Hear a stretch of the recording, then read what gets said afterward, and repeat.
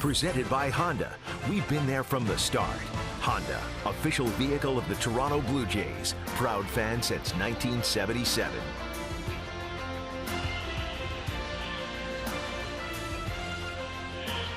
Welcome to Angel Stadium in Anaheim, California. It is another gorgeous night here, and this is what the Southern California people get used to. No humidity whatsoever. 21 degrees at the start of this ball game. John Gibbons and the Blue Jays won the opener of this four-game series last night, 7-2. Jay Happ picking up his 19th win. Time now to take a look at the Blue Jays lineup. Right at the top of the order, Devin Travis is riding a 12-game hit streak that has his season average up over 300. He's hit 385 during that stretch, and right behind him, Josh Donaldson's return to the lineup last night was a successful one. Against the Angels this season, he's 6 for 16 with a pair of doubles. They came in last night's game and a home run. Josh Donaldson reached base all 5 times he came to the plate last night. Facing a guy that they've had a lot of trouble with in his career, 29 start of the season for Jared Weaver. He's won his last 3 decisions to even his record at 500, 11-11. He leads this team in wins, the staff ace with 11 wins. Weaver is the only remaining starter from the Angels' projected rotation in spring training.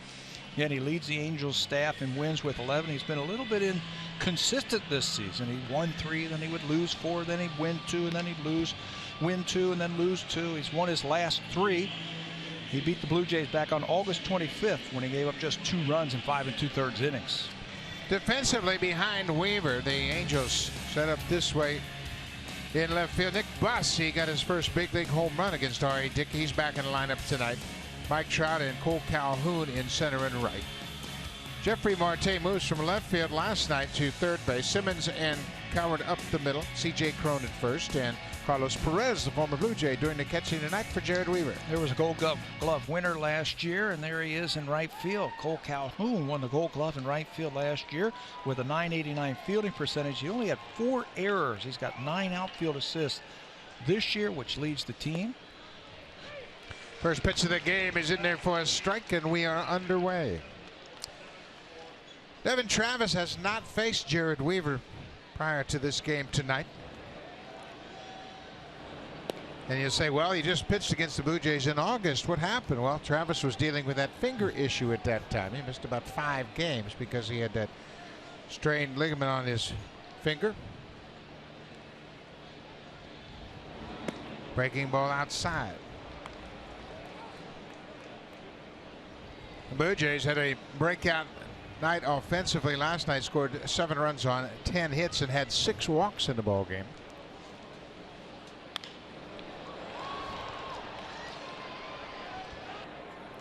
Devin Travis has taken over that leadoff spot. This is his 9th game in a row, 32nd overall, and he's got good numbers in that leadoff spot. You know what? He's still feeling himself out as a leadoff hitter. He's had 32 games. He's hitting .329, but check that bottom number. No walks. A flare into center field. Mike Trout's not going to get it. And in his first at bat, Devin Travis has set a new career high with his 13th consecutive game with a base hit, a 13-game hit streak for Travis. You know, if you don't walk, you better swing the bat, and that's something that Devin Travis can really do. He can swing it, and he gets it started tonight with a flare to center field. Mike Trout wasn't real sure about that ball off the end of the bat. You can see he hesitates just momentarily. Even with his great speed, he's not going to get that one as he dumps it in front of him. Mike Trout plays very deep in center field, and that helped Travis dump that one in front of him. There are the numbers for his hit streak. So Josh Donaldson, this season, he has hit well against the Angels, 6 for 16. He had a pair of doubles in last night's game. He walked twice, had a 3 for 3 night, scored 2 more runs. He missed 3 games with that hip injury, but he got back in the lineup and sparked the Blue Jays. Yeah, he cut his swing down just a little bit. He wasn't swinging real hard. He was just making contact, and it was nice and smooth and nice and easy. He got 3 hits. He was on base 5 times. Still hit the ball hard into the gap in right center field, if you remember that last night. He did that his second to last time up, a sharp double to right center. He hit doubles number 27 or 28 and 29 in last night's game. He's got 29 doubles for the season.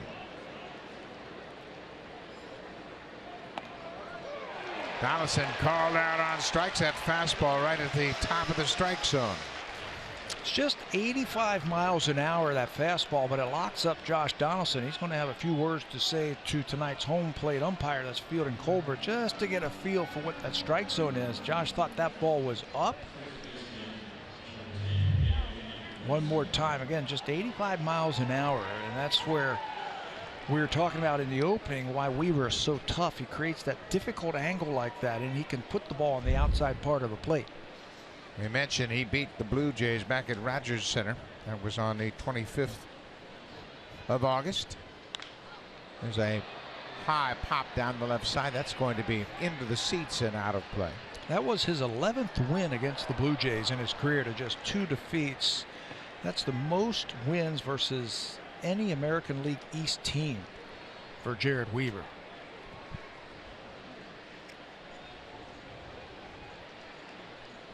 Weaver went 5 2/3 in that ball game, allowed just 2 runs, 1 earned run on 5 hits. Josh Donaldson hit a home run against him in that ball game. That went in kind of shown behind 0-1. Devin Travis at first base.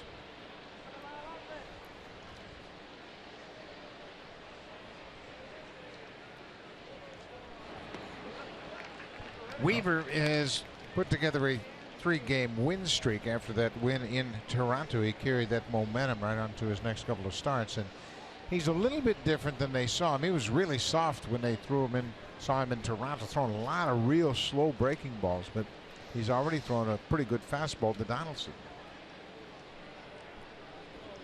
He had his best fastball in his last start.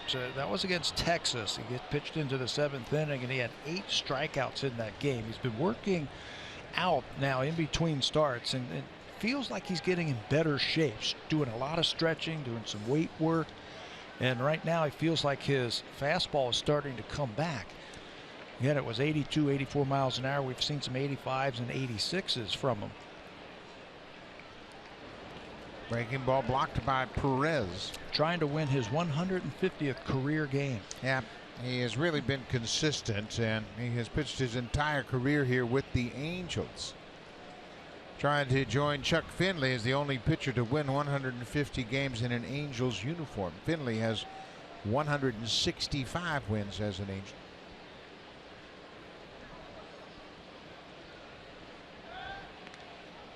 Pretty good lead over there for Travis, but you got to figure he's not going here. You can see the whole right side of the infield is open if Encarnacion wants it, but Weaver gives up his share of home runs. And I don't think that's in Edwin's game plan right now. Weaver's given up 35 home runs. That's the second most to James Shields, who has surrendered 37. Slow breaking ball. Encarnacion strikes out. Weaver racks up the second strikeout with a slow breaking ball. He's got that crossfire motion. He stands over on the third base side of the pitching rubber. It's like he's stepping into the Angels dugout and then fires the baseball. And a lot of the right-handers were telling me today he can really pinpoint that outside part of the plate. Tough to pick the baseball up. Weaver is 6'7", and he's got a lot of moving parts, and he hides that baseball very well. This is Jose Bautista. Bautista has not had a whole lot of fun against Weaver. He's just 1 for his 17 at bats against Weaver. He goes after the first pitch and lifts a pop up over near the Angels dugout, and it'll be back out of play. Jose had a good night last night. He drove in the first run of the ball game with a single in the 4th inning. He had a couple of singles. He walked and scored in the 6th.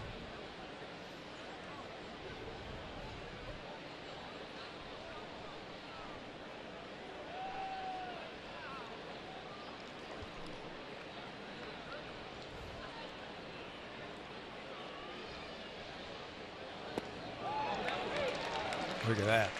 86 miles an hour, and it locks him up just a little bit. Yep. This is a lot like pitching for Marco Estrada as well. Everybody's looking for off speed, and then he comes with a little bit of a fastball. And it freezes him.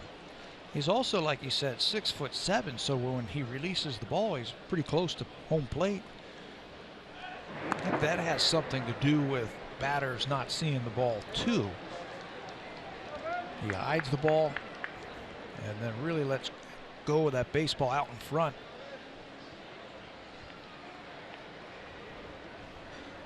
Oh, 2 to Bautista. Devin Travis at first base with 2 outs.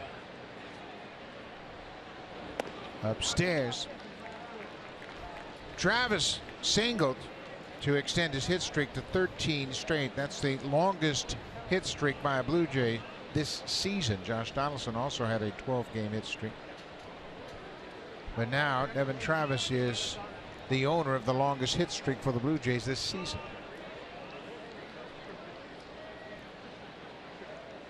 There goes Travis. Bautista fouls it off. Travis got a pretty good jump. He doesn't run much. He has just 3 steals. He's been caught 1 time. Well, he jumped out there, took 1 big step, and then Weaver held the ball on him. What you're doing is you're thinking he's going to throw that slow breaking ball, and that's a great pitch to run on if you're the Blue Jays and try and get yourself into scoring position. You can do that with 2 strikes. He might see him throw over there now. Better be careful. Weaver is quick to first. Not running here. Bautista out in front of that breaking ball. The Angels as a team have 22 pickoffs this season. That leads the major leagues. And it's one of the few categories that have been positive for this pitching staff. And they've had a lot of changes. Been tough on Charles Nagy, the pitching coach, in the center of your screen. Weaver is the only pitcher that was with the team at the start of spring training. How about that? Everybody else has changed, been injured, or moved on. Breaking ball off the end of the bat, popped up. Caleb Coward has it at second base, and the inning is over. Blue Jays get a base runner, but stranded. R.A. Dickey will take the mound here in Anaheim when we come back.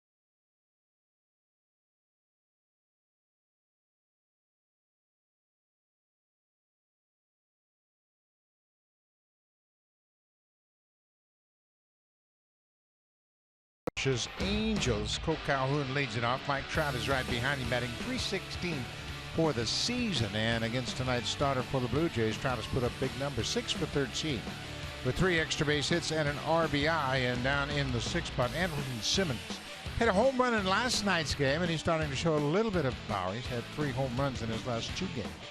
A 9-game hit streak, batting over .400 with 7 extra base hits. Andrew Simmons, the shortstop for the Angels, getting a look at R.A. Dickey, a pitcher that he's hit well as well against in the past. And welcome back to the starting rotation. R.A. Dickey makes his first start since a September 5th loss. That was against the Yankees.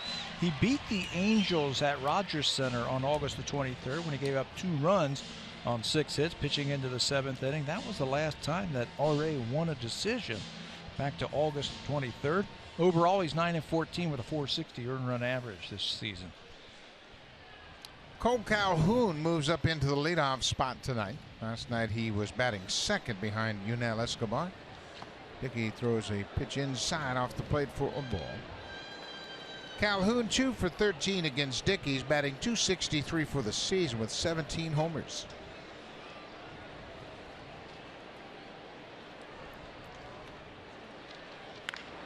It's that ball high in the air to center. Pilar back, makes the catch about shoulder high, 1 away.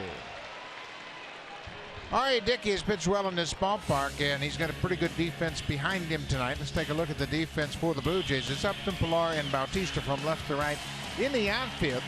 On the infield, Darwin Barney starting at third base for the 23rd time. Tulowitzki and Travis up the middle, and Conachon at first base. And Josh Tolley, naturally, the knuckleball catcher, catching R.A. Dickey tonight. He has caught all of R.A. Dickey's 28 starts this season. He's basically his personal catcher. He's back in there now for the first time since September the 5th. And he'll mix it up. He'll use the fastball at times. He'll throw a little bit of a slow breaking ball. You have to mix it up, especially against the next two hitters. Mike Trout has hit well against Dickey, as we mentioned, 6 for 13 with 3 extra base hits. Blue Jays shut him down last night. He was 0 for 2 with a couple of walks, and Jose Bautista was responsible for strapping him with that 0 for 2. Jose made 2 good catches in right field, denying Trout of hits. And maybe starts of something bigger in the inning with those 2 great catches. You remember that one that led off an inning, and the next couple of guys got base hits. In the 8th inning, he made a nice running catch to record the first out of the inning, and then 2 hits right behind him. So it was a game-changing defensive play by Bautista in the 8th. Trout pulls it through the left side into left field. A 1-out single.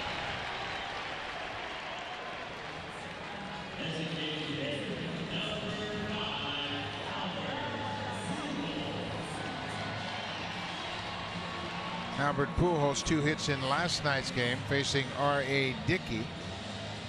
Acknowledging Dickey on the mound. Pujols has the most at bats against Dickey without recording a hit. He's 0 for 13. How come he saluted him then when he got into the batter's box? Because he knows he's a tough opponent.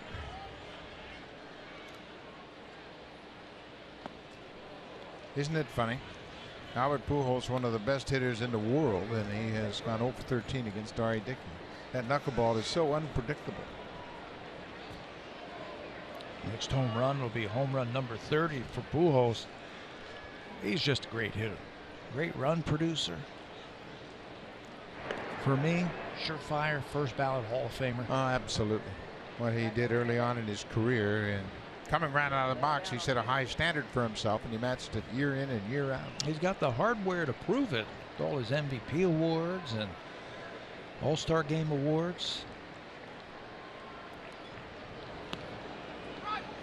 Tolley knocks it down, not far enough for Trout to advance.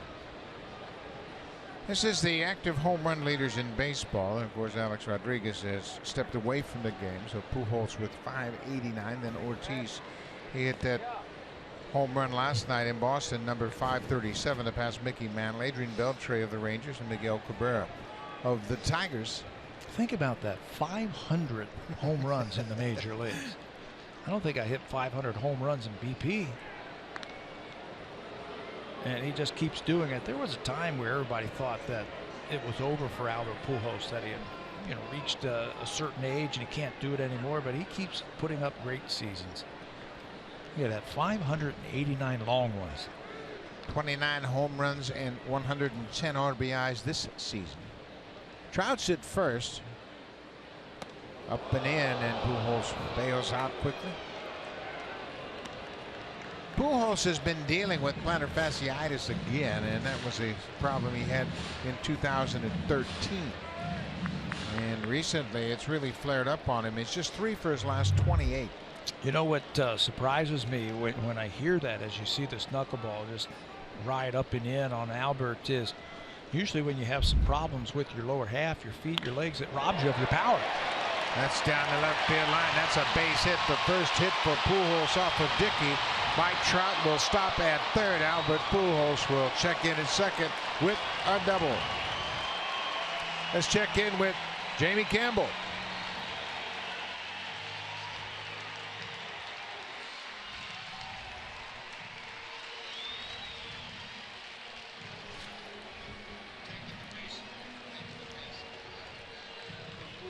Well, Albert Pujols, that's his 600th career double, and they're going to replace the base and acknowledge that milestone. One of the many trophies he will have on display when He goes into the Hall of Fame. What a terrific player he has been for a long time. That one he can just take home and put in his house. 600 doubles.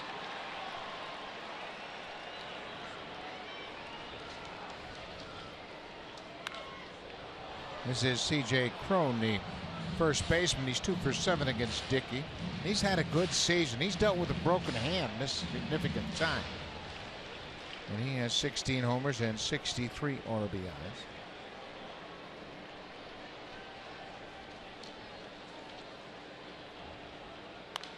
You know, Pujols is at a point in his career where whenever he does anything, he's tying or passing some of the greats in all of baseball. I mean, the greatest of greats. With that 600th double, he's in a very small group of players. Third player with 575 or more home runs and 600 doubles. The other two, Barry Bonds and Hank Aaron. Good company. Good company. I mean, the list goes on and on for the things that he has done in his career. One more double, he'll match Barry Bonds' 601 doubles. That would be 15th all time. Now you can see Devin Travis is having a conversation with Pujols, and I would imagine Devin says, man, it's great to be on the same field with you. This is Jeffrey Marte. He was the left fielder in last night's game. Marte was 0 for 3 with a walk, reached on an error and scored a run in the 7th. Marte has played 17 games at third before this start tonight, 24 at first and 14 in left, so he's been their super utility player. Dickey trying to pitch out of this jam with 2 outs. Didn't look real comfortable in the outfield last night. Made a couple of mistakes out there, but he's in his familiar spot in the infield. Just keep throwing good knuckleballs here and you'll get them. You can see he wants to swing. Marte facing Dickey for the first time.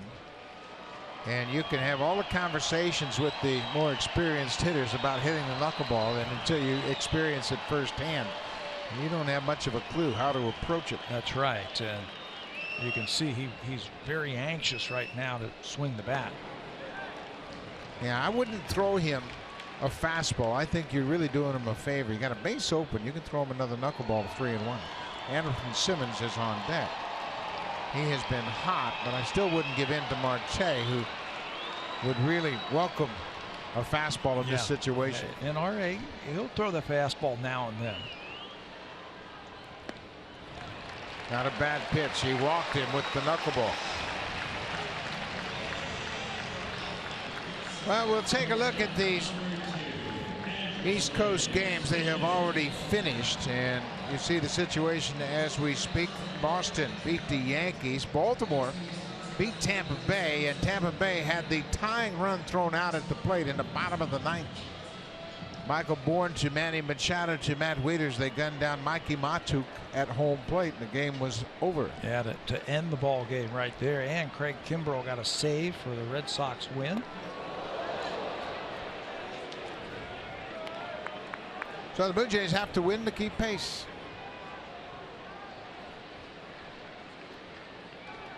The Angels are just 1-8 over the last 9 games, and they haven't scored many runs, averaging 1.8 runs per game over those 9. Popped up, playable, right side of the infield. Encarnacion in foul territory, and Dickey strands the bases loaded. He gets out of a jam in the first. We've played 1 inning here in Anaheim, no score.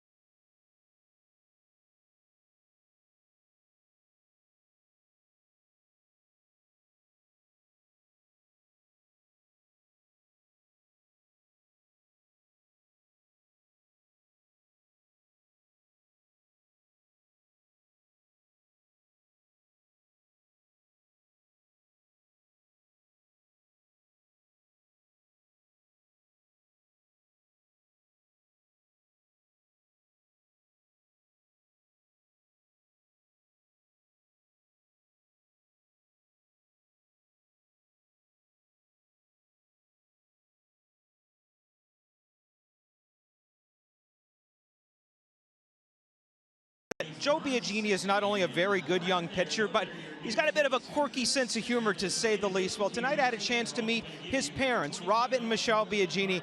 And guys, I can tell you the apple does not fall very far from the tree. I asked Rob, I said, Rob, you must be awfully proud of your son, Joe. Rob looks at me and says, well, so far.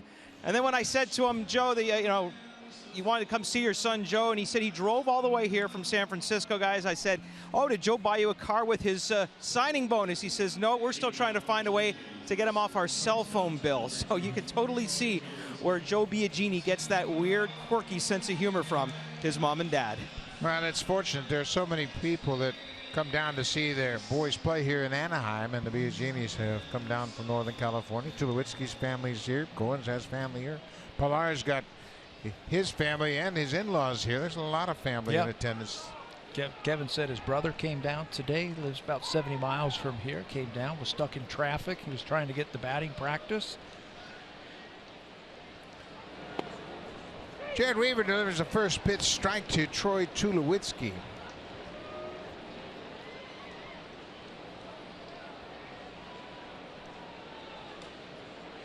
Tulowitzki and Weaver both played college baseball at Long Beach State, not far from here. Nice play by Cowart. He's making the adjustment, learning how to play second base, and there's a plan for him to go to Winter Ball, play second base on a regular basis, and hopefully compete for the regular job at second next year for the Angels. It's been a revolving door since Howie Kendrick left. Kendrick was a staple in that infield for years and years and years, and he went over to Los Angeles with the Dodgers. They haven't been able to fill that second base spot. Here is Kevin Pillar. We mentioned Pillar from Southern California. Pillar was kind of surprised he was in the lineup today. Yeah, he went up to John Gibbons and he says, I thought I had the day off. And Gibbons says, what do you mean day off? He says, I looked down in the 7, 8, 9 spot in the batting order. I didn't see my name, so I just figured I had the night off. He just had to look one more space up and see that he was in the 6th spot. And Gibby said, I got you in there for a reason. You're an RBI man tonight. He says, Kevin said, the 6th spot is the best place in the lineup to hit. And I said, why is that? As he grounds over to Simmons, he said, everybody's concentrating about 1 through 5. And then they say, well, 7, 8, 9, I can handle them. They forget about number 6. So he says, I like hitting 6th. That's good philosophy. He grounds out to shortstop. There are 2 down. That's the same way I used to look at the lineup. I'd start from the bottom and work my way up.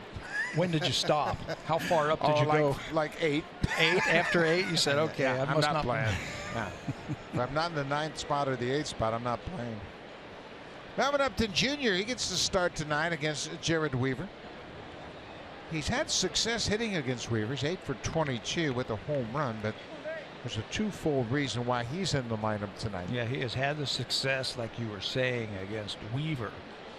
But also, R.A. Dickey is a fly ball type of pitcher, and John Gibbons wanted a little bit better defense, a little bit more speed in the outfield. So he put Melvin in left field, especially with the right-handed hitters. The power hitting from the Angels, basically right-handed, so he wanted some speed in left field tonight. On the surface, a lot of critics would look at the matchups and say, hey, Michael Saunders is 9 for 26 with a home run, and he's left-handed. Doesn't make any sense, but Gibbons explained it perfectly.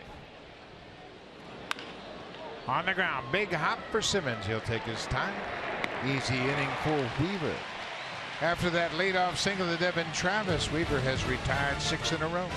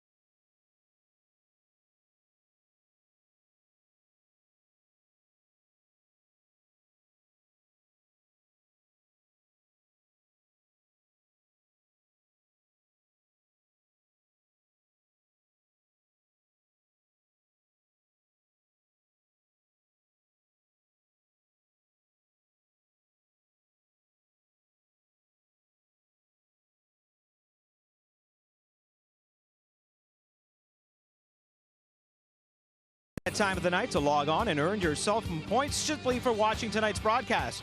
Our code this evening is MBJ7700. That entry box can be found on your My Blue Jays homepage. You have till 4 a.m.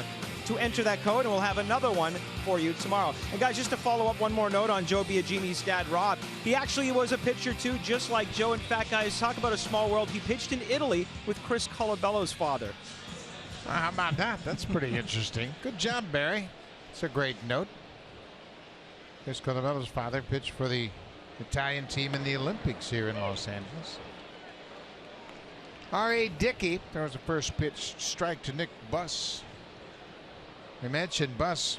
His only major league home run came off of R.A. Dickey, and now he's got a base hit to left. That home run came back on August 23rd. The only runs that Dickey allowed. Buss hit a 2-run home run as he beat the Angels. Looked pretty comfortable right there. One more time, knuckleball. And a nice little slow swing as you see him just slap the ball the other way. Troy Tulowitzki was playing him up the middle, anticipating him pulling the ball just a little bit more. Carlos Perez, the catcher, batting. He goes after the first pitch.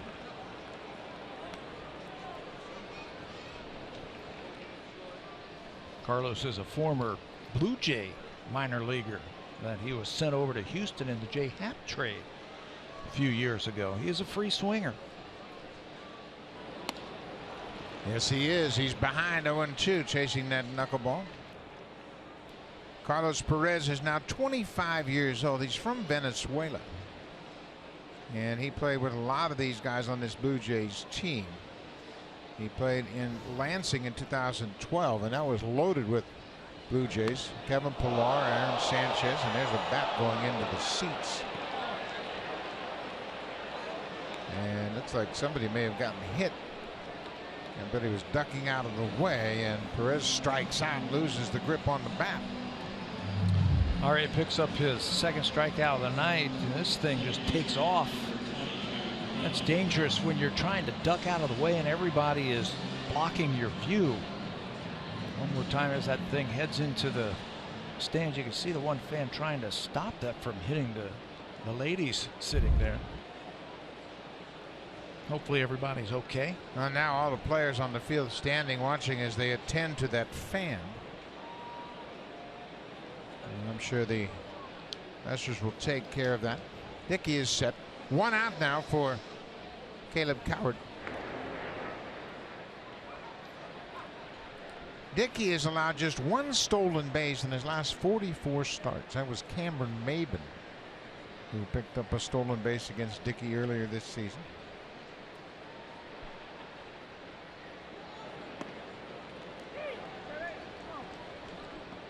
Of course, that's a big part of Dickey's pitching package. He has to make sure that he gives the catcher a chance. First of all, knuckleball's very slow, and secondly, it's hard to catch. You would think that teams would just run wild on R.A., but he does such a good job of keeping guys close. There goes Buss, and Thole has to go off of his glove.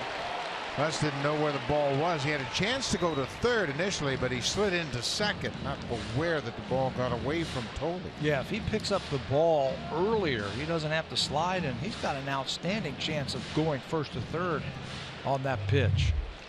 One more time, it's a knuckleball. He takes off on the pitch, and Josh Thole just trying to catch it. Has it go off of his glove. The runner actually slid into second base.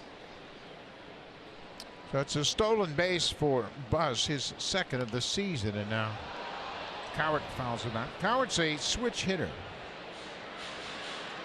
He was drafted as a third baseman. They're trying to see if he can handle second base and become a candidate for the everyday role at second. A pretty good defender at third base, but right now they use Escobar at third.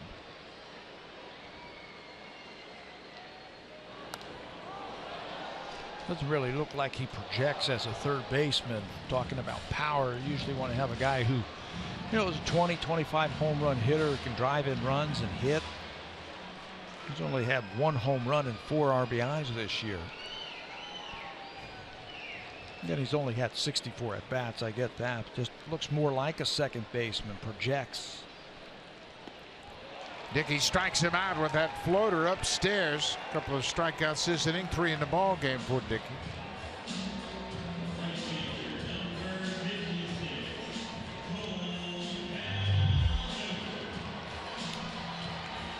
That thing tumbled on its way towards home plate. Had a little spin and a little rotation on it, but he got it up and away from the hitter. Now be careful with this guy right here. He's been hitting in front of Mike Trout the whole season. He is ready to swing at that first pitch that he sees. And he goes after that first pitch, and Calhoun has hit the ball well in this series. He's got nothing to show for it. He is 0 for 5 so far in this series. He's hit the ball on the line several times already. Hey, he knows who's hitting behind him. And he knows that the pitchers don't want to walk him to face Mike Trout on deck. So he is up there ready to swing at anything close. And he sends it again and fouls it off. We mentioned Weaver with his 11-2 record against the Blue Jays. Well, R.A. Dickey is 7-3 for his career against the Angels. He's 7-2 in 11 career starts against the Angels. He's pitched very well against them. He's won his last 4 decisions against Los Angeles. As we mentioned, he beat them on August 23rd at Rogers Center.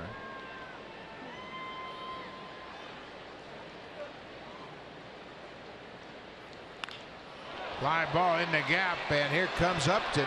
You mentioned he was out there for his speed. He runs it down, and that ends the inning. The Angels have stranded 4 through 2 innings. It's still scoreless.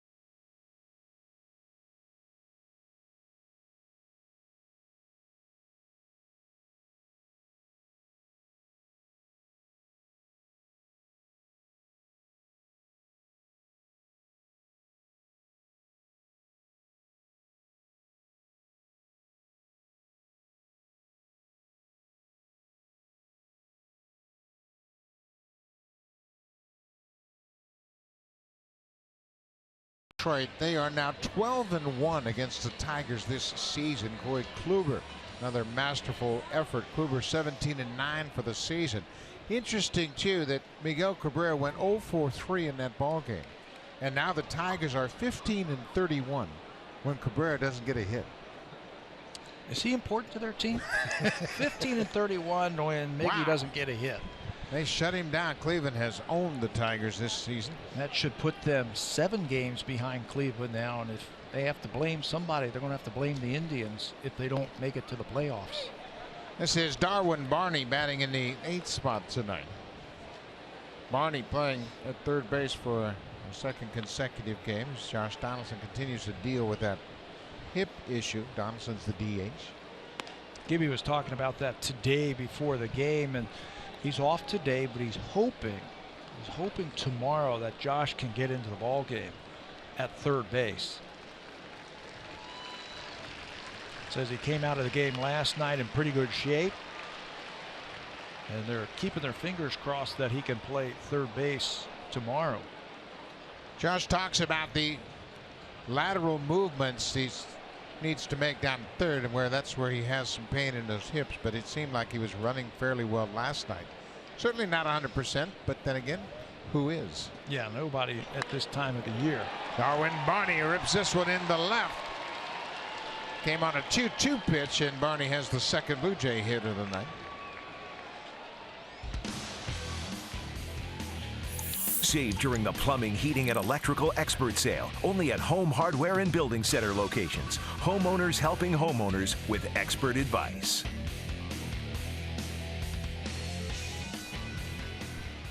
Leadoff single by Barney. Now the number 9 hitter, Josh Thole. The Blue Jays don't bunt much, but this is the time where it screams for a sacrifice. Yeah, you want to get a run early in the ball game. Thole has 2 sacrifice bunts, not showing bunt, and takes a ball upstairs. What you want to do is you want to roll that lineup over again. You got one of your hottest hitters on deck. Let's see him hit with runner in scoring position if Josh can advance him to second base.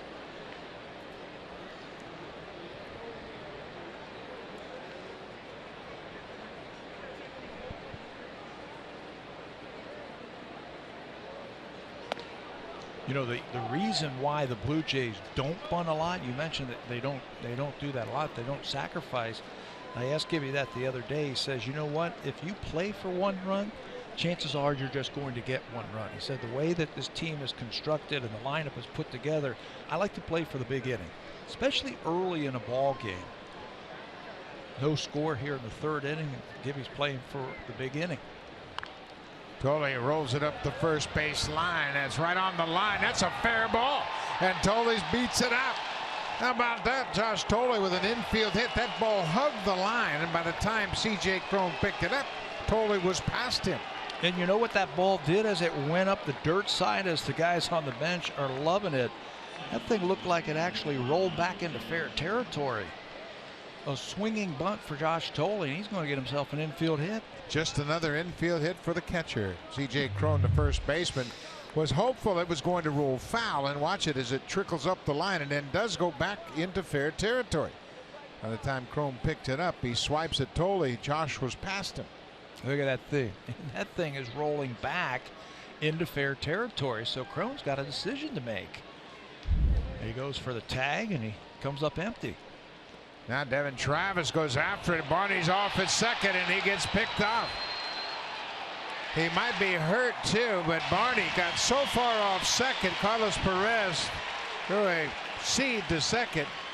Anderson Simmons just got in front of the base, and Barney is tagged out, and he might have gotten tagged hard in the head. You know, that's one of the toughest plays for a runner at second base, because you're anticipating the sacrifice bunt to be put down. And when the batter bunts through a ball like that, you're stuck out in no man's land. Heads up play by Perez. Watch Barney leaning out on that right foot. A heads up play by Perez. It's not a great throw, but it's low, and it's one hop right to Simmons, and he's blocking the bag. Oh, and look Barney's at the head. knee. Yep, hit that knee. He's in rough shape. He got off so far, and he hustled back, and Simmons was just receiving that throw. It was in the dirt, so he just had to try to make the catch on the short hop, and then Barney slammed into his right knee. Well, it happens so quick, doesn't it?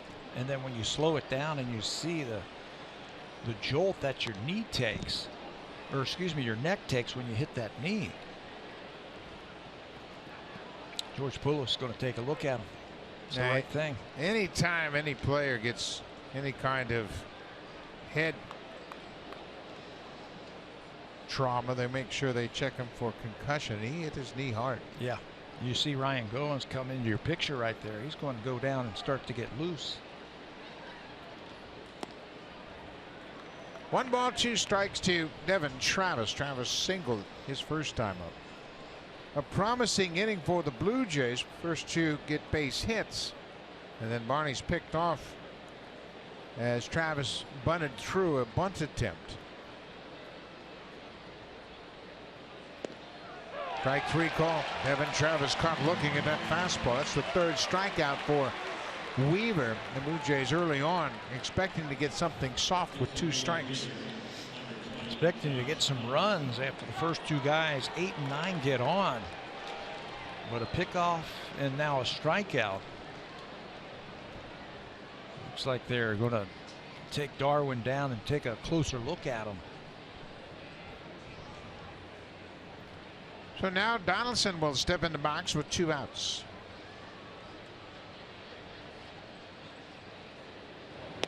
Outside. Let's take another look at the play at second base. Boy, watch the head hit the right knee. You see he's just diving back, and that thing gets bent back. Wow. Boy, and then he goes right into the dirt around second base. Slow breaking ball. 0-2. Donaldson was called out on strikes. A fastball that Weaver located up and away for strike 3 back in the first.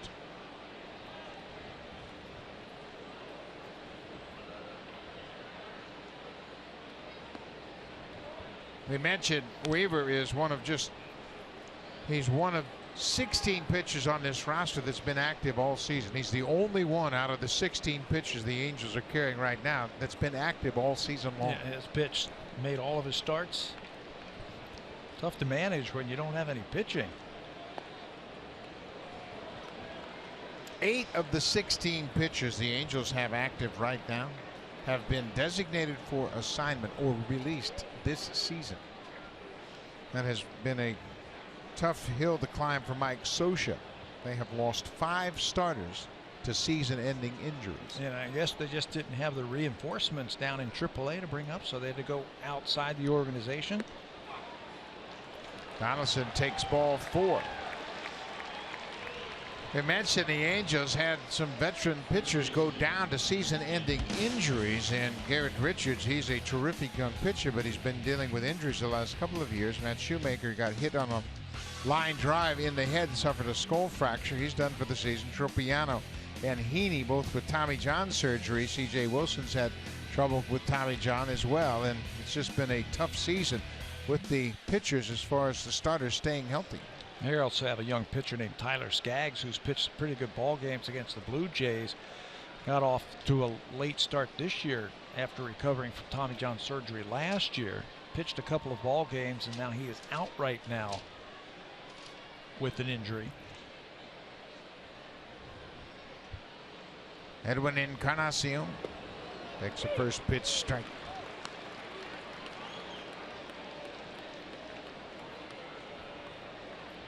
Boy, they just keep feeding Edwin slow stuff away, and one way to get him to stop doing that, take that pitch and rifle it to right center field. Maybe that'll change their thought process.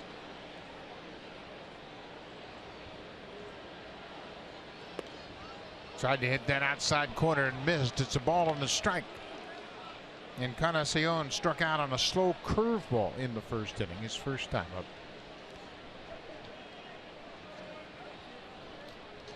Weaver has 3 strikeouts. He's walked a batter. Donaldson in this inning. Slow curveball hit on the ground. Simmons hits the force at second. The Blue Jays leave a couple of base runners. We'll go to the bottom of the 3rd. Still no score here in Anaheim.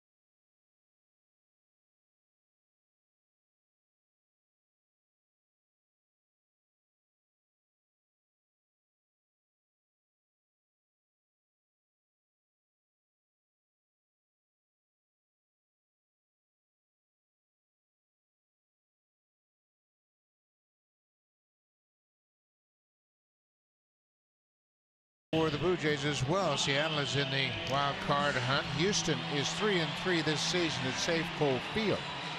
Felix Hernandez, the starter for the Mariners, is 7-1 in his last 10 starts coming into this game.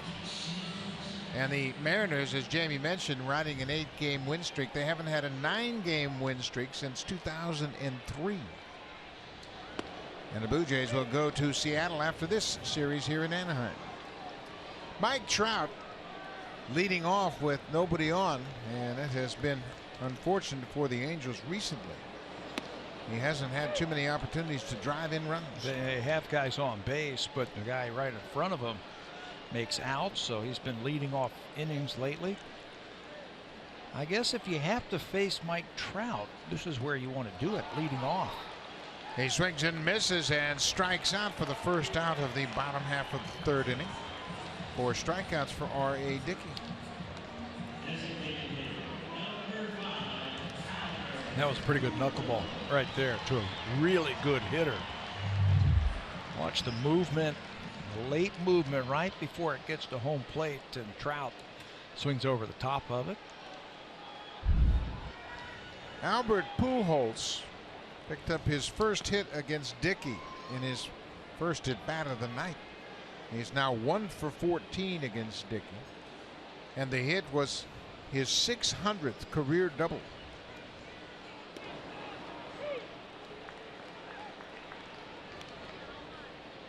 Pujols, we mentioned, came into this game 3 for his previous 28 at bats. He's been struggling a bit of late. Hits this one in the air to right, and that's going to drop in front of Bautista. Pujols with his 4th hit of this series.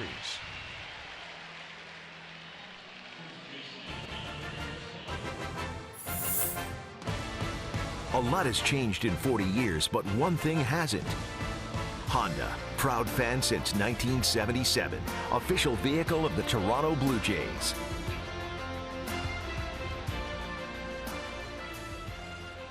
Anaheim, California, home of the Los Angeles Angels. This is Angels Stadium. C.J. Cron struck out against Dickey back in the first inning.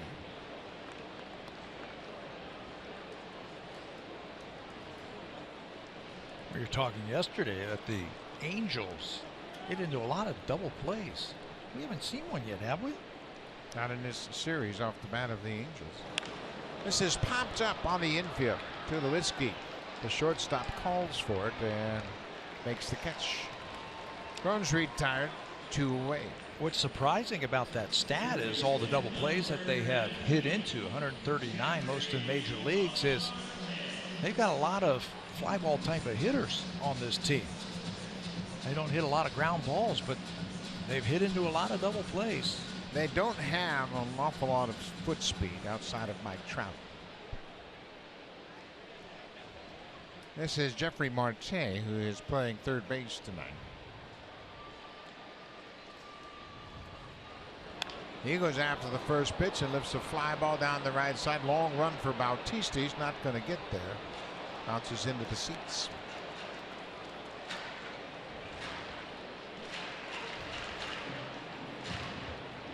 We told you earlier that the Indians beat the Tigers tonight 11-4 in Cleveland. Corey Kluber with another strong start, picked up his 17th win, and Kluber for the 3rd straight season has recorded 200 or more strikeouts. That's the first pitcher in Indians franchise history to do that since Gaylord Perry in the early 70s.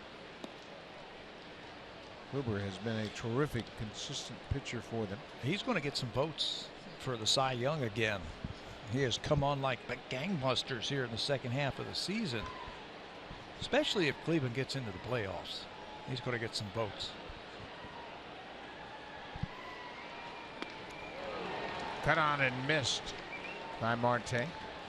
Kluber is 17-9 with a .312 earned run average. Michael Fulmer, he was roughed up at the hands of the Indians tonight. The rookie has had a good season, but he was charged with 6 earned runs on 7 hits over 5 innings. Dickey ahead 1-2, and there's another fly ball. This one an easy play for Bautista. It is, and that ends the inning. So we played 3 complete innings here in Anaheim. Still no score in the ball game.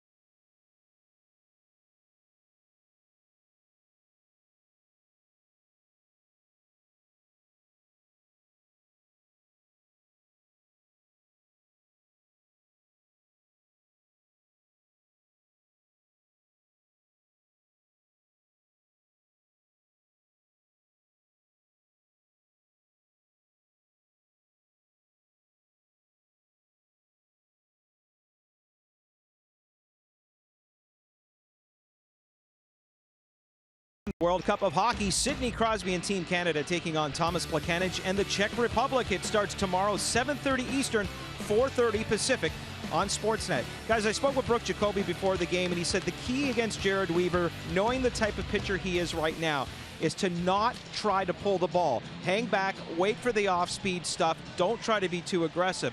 First time through to your order, guys, what are you seeing in what their approach has been with Weaver? Well, I think what Weaver's done is he's crossed him up a little bit. He's used a little more fastballs than they expected, I think. And there's another fastball, and he's in the low to mid 80s. That's it. He's not going to get much more velocity than that, but I think the Blue Jays are looking for more soft stuff, and he's crossed them up so far. Marnie and Tolley had base hits, but they couldn't do anything with that. I think the right-handers, he's throwing a lot of slow stuff away, and they're going to have to get the right field stroke out against him. Hit a couple of balls the other way or back through the middle, and then Jared will change. Changeup floated inside. It's 2-1 to Bautista, leading things off. Jose popped out to the second baseman in his previous at bat. You know what you don't want to do is you don't want to start guessing with Weaver and start chasing the ball around the strike zone. He will just mess you up. What you want to do is just look for the ball. He can't throw it by you, so just look for the baseball. Tulowitzki waits on deck.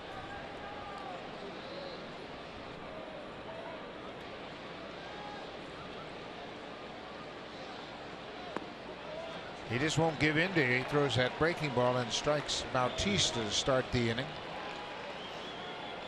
As Bautista makes his way down to first base with the second walk of the night. Let's take a look at the scouting report. And this is what I mean about trying to guess with him, because he's got so many ways he can get you. He's got the curveball, he throws it 22% of the time. His fastball, again, it's just about 82 miles an hour, throws that 20% of the time. Look at how evenly he distributes all of his pitches, and he'll use them in any counts. He's got a great feel for pitching, a great knack for watching bats and what the hitter's trying to do to him. So if you're the Blue Jays, just look for the baseball and hit it where it's pitched. There's a first pitch fastball on the outside corner to get ahead of Tulowitzki. Tulowitzki grounded out to the second baseman.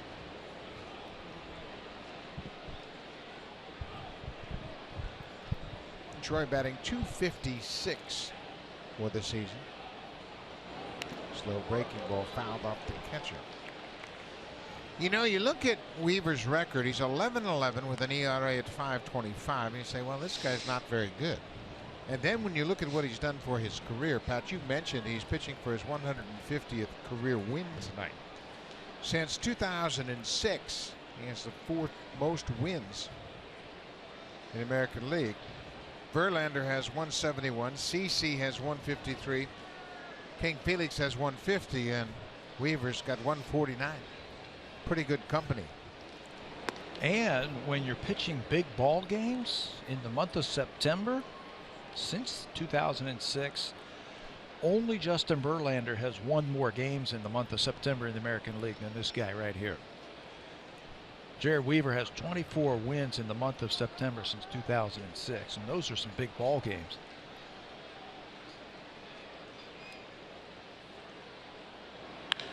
Swinging a drive, stay fair, ball, stay fair, it is, and it's gone. Troy Tulowitzki with his 24th home run. We mentioned it, Weaver gives up the long ball. That's the 36th home run he's surrendered this season. The Long Beach State boys getting together. Weaver played there, Troy Tulowitzki played there, and this time it's Tulo with the advantage. That looked like some type of off-speed pitch that stayed on the inner half, and Tulo was able to get to it. His approach was perfect. Out in front, looking for the ball out in front, away from him. You can still pull the ball. That's what the Blue Jays needed right there. Jump out in front.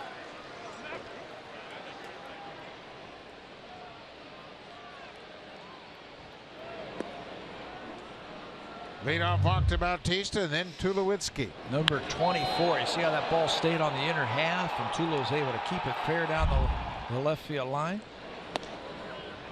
Good approach.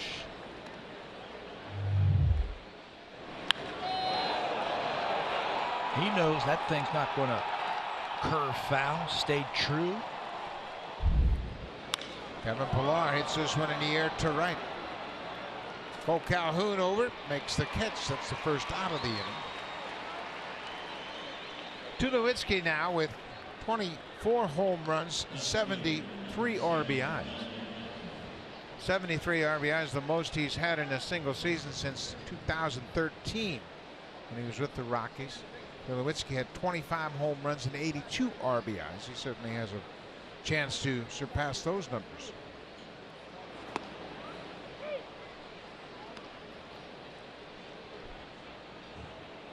Melvin Upton Jr. grounded out his first time up.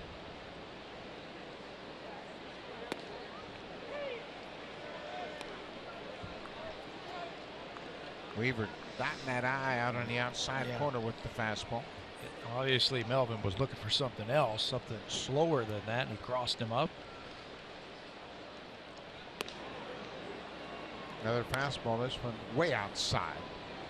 He can cut that fastball too, so if you get to 2 strikes, and you've seen a couple of those fastballs, he cuts it where it just gets it off the barrel of the bat, gets some softer contact. 2 balls and 2 strikes to the Blue Jays left fielder.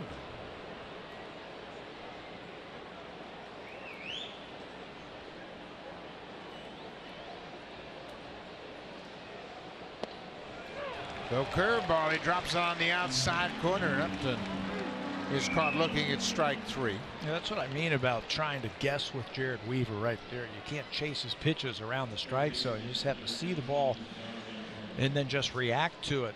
Early in the count, it looked like he was looking for something off speed, and Weaver threw him a couple fastballs, and that time he went back to the breaking ball, just dropped it in there. That's 4 strikeouts tonight. Barney goes after the first pitch and lifts a pop-up into shallow left. The shortstop Simmons is out, makes the catch, and that's the inning. But the Blue Jays break out on top. Bautista draws the leadoff walk, and then Troy Tulowitzki gets a breaking ball inside and hammers it into seats in left. 2-0 Jays.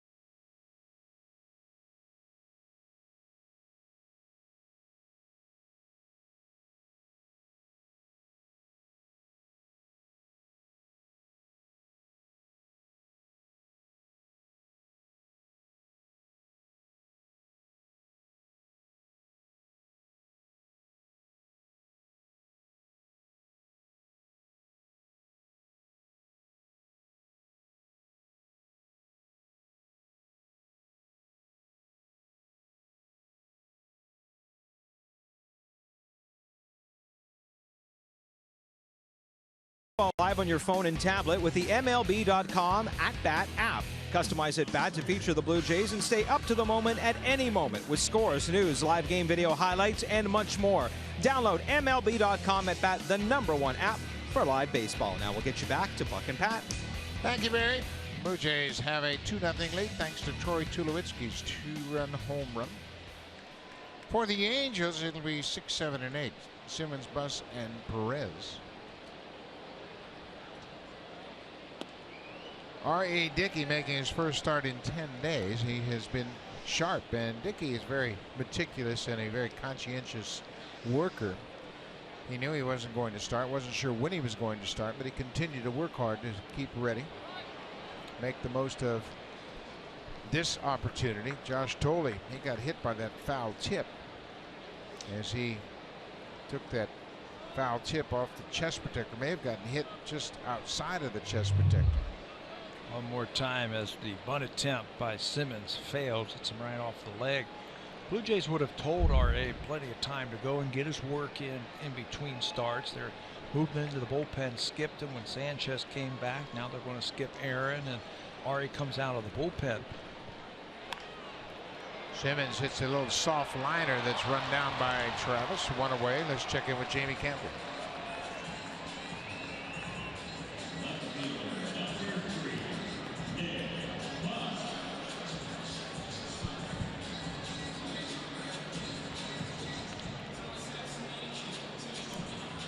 Thank you very much, Jamie, as the Giants and the Cardinals are playing in San Francisco. A 6-run inning for the Giants in the bottom of the 3rd.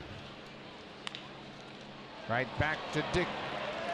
Nick Buss grounds out on 1 pitch, 2 up, 2 down quickly here in the 4th. I'll tell you, I love watching R.A. Dickey field his position. He ends up in a great athletic position to make those plays, and he's got outstanding hand-eye coordination. So when that comebacker is hit to him, just makes the play look so easy. Watch this. Look at the positions he's in, and just reaches up and snares that ball. That was heading to center field. Well, Dickey won a Gold Glove his first year with the Blue Jays. He won a Cy Young Award in 2012 with the Mets. This is the catcher Carlos Perez. Perez, as you mentioned, Pat, a free swinger, and he's quickly behind 0-2. Yeah, just get anywhere close now. That's your up 2 strikes. He's ready to swing.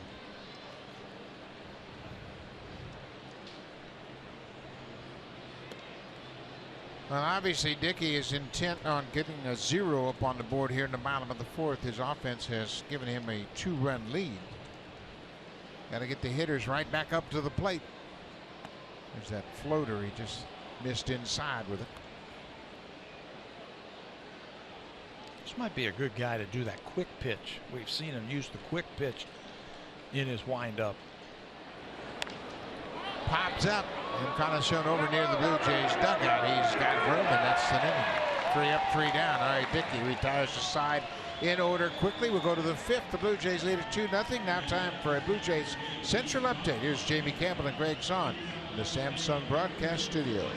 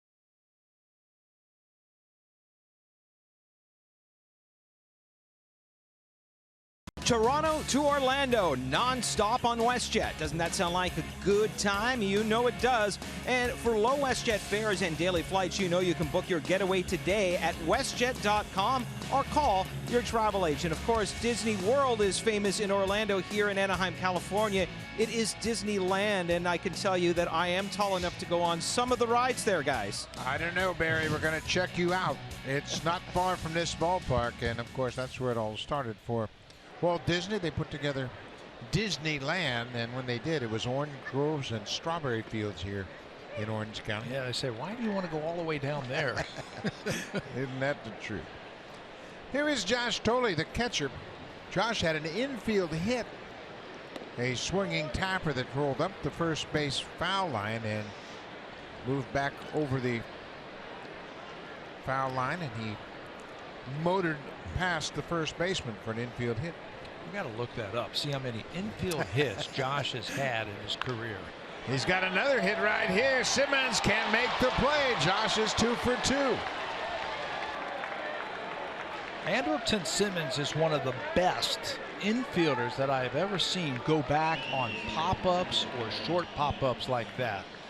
I didn't think he had a shot at this, but watch the reaction. The first quick step, and he just hustles back, and it's just out of his reach. You and I saw him when he was with the Atlanta Braves make one of the best catches we've seen, a shortstop going back on a pop-up at Rogers Center. Yeah, he goes back full speed. That time it was just beyond his reach. A leadoff single. Devin Travis extended his hit streak to 13 straight with a single in the first. Blue Jays have 2 runs on 5 hits. The Angels no runs on 4 hits.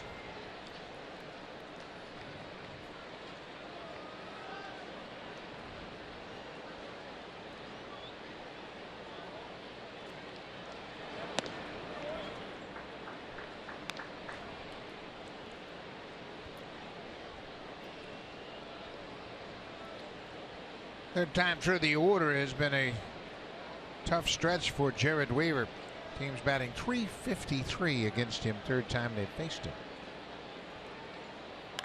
Slow breaking ball popped in the air. Simmons is out. Shortstop is there. Makes the catch in fair territory. A little bit easier play that time for Simmons, but he had that thing tracked and ready to make the play. He is a good defender. We talked about him last night when we highlighted the defense. He won the Wilson Defensive Player of the Year last season as a shortstop for the Braves.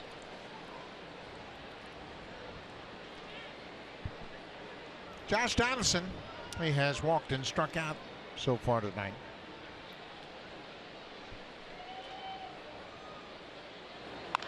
Slow breaking ball. That ball slicing away from the left fielder, and a drop for a base hit. Thole will stop at second. Donaldson may have hit that on the end of the bat because it had some spin on it, and it was breaking away from Nick Buss. Generally, a right-handed hitter will hit that ball and it'll hook. That time, I guarantee it was off the end of the bat, and it might have even knuckled out there to the outfielder. Slow breaking ball, and Josh can't wait back long enough, but gets enough of this one. Watch where it hits off the end of the bat. Look at that slow knuckleball, and hits it right off the end, and that thing slices and knuckles out into the outfield. He's been on base 2 more times tonight. That's his 4th hit in the first 2 games of this series. Edwin Encarnacion takes a first pitch strike.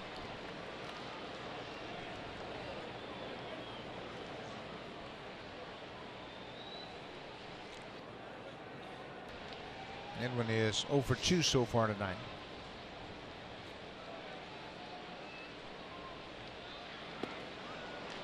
Boy, Weaver's keeping that ball away from him. Just 84 miles an hour, but in a perfect spot. Yeah, in a great spot, down and away. So I have to get that right field stroke going right here. He might bust him in, show him a pitch in, and then go back away. Breaking ball off the plate. A bit of a slider there.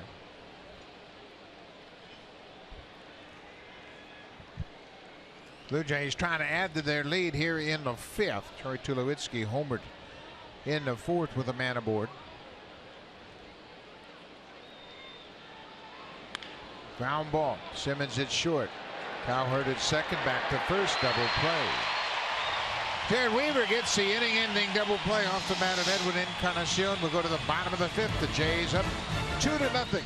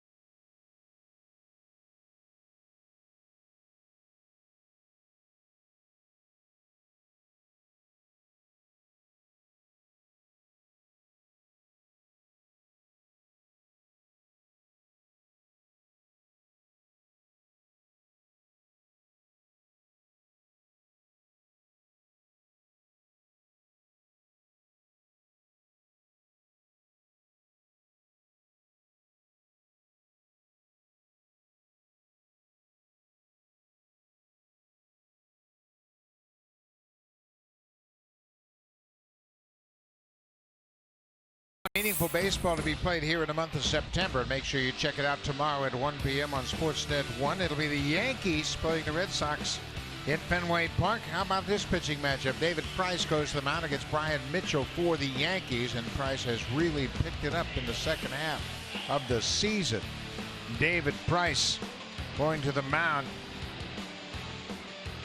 16-8, and what a second half he's had. He's making a little push again, really carrying that team as the Red Sox now are up by 2 games on Baltimore. They had a big win in last night's game, one of those defining type of wins where you score 5 runs in the bottom of the 9th and you win it, in a momentum type of win for the team. And capped off by Hanley Ramirez in his walk-off home run.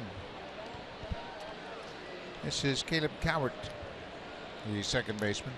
He struck out against Dickey his first time up. Pulls this one on the ground. Nice hop for Encarnacion.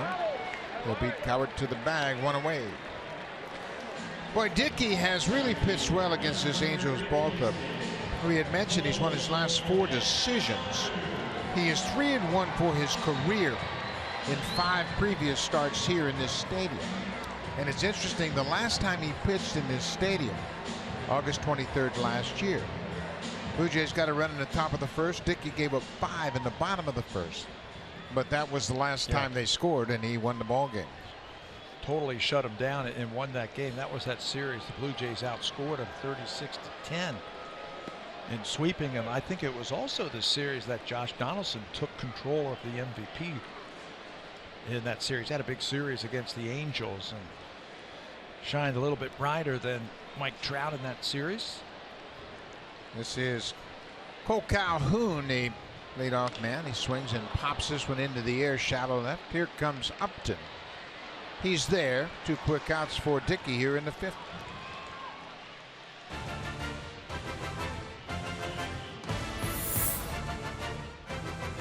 The all-new 2017 Ridgeline, our newest vehicle and their newest fan. Honda, official vehicle of the Toronto Blue Jays.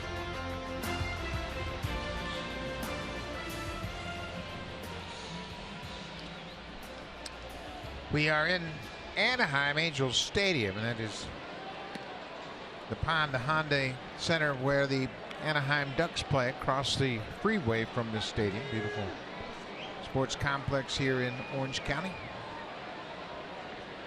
Mike Trout hits a soft liner. That's going to drop for a base hit into left field. Trout's 2 for 3. Got robbed of a couple of hits last night when he hit the ball hard. That time he just muscles it out into the outfield. See, baseball all evens out all the time, doesn't it? Hit the ball hard and they catch it.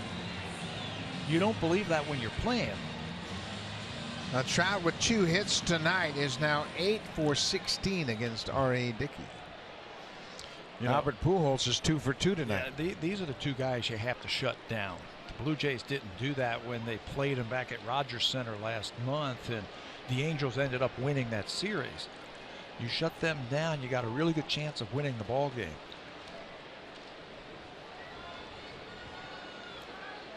Trout and Pujols combined to go 13 for 24 in that 3-game series at Rogers Center back in August.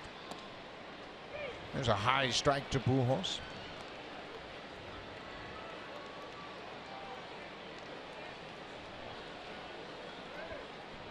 They got 5 hits tonight. The Angels, and Trout and Pujols have 4 of them. This is going to be fouled down the right side.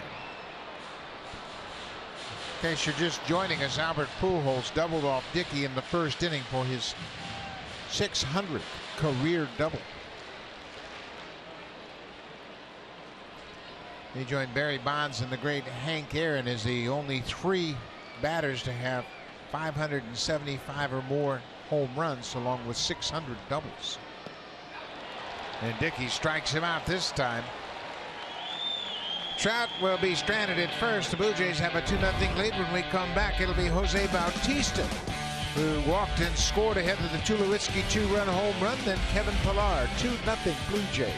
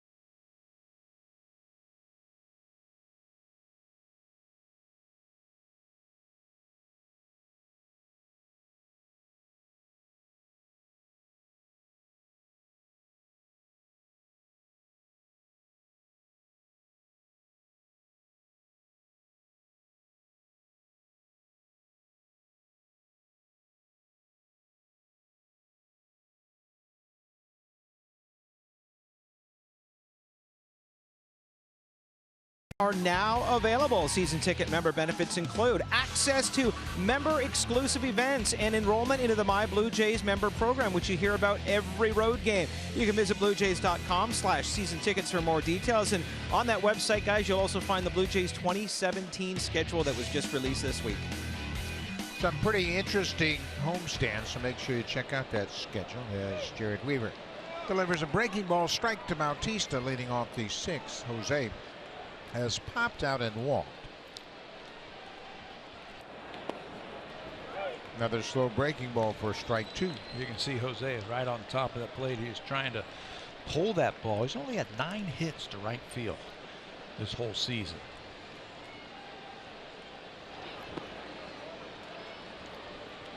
He is just searching for something that he can get the bat head out and pull, maybe into the gap, into left center field, maybe over the wall. Chopper toward third. This is going to be trouble. No chance for Marte. Bautista's aboard with a leadoff single. Drive of the Game is brought to you by Honda, official vehicle of the Toronto Blue Jays, proud fan since 1977.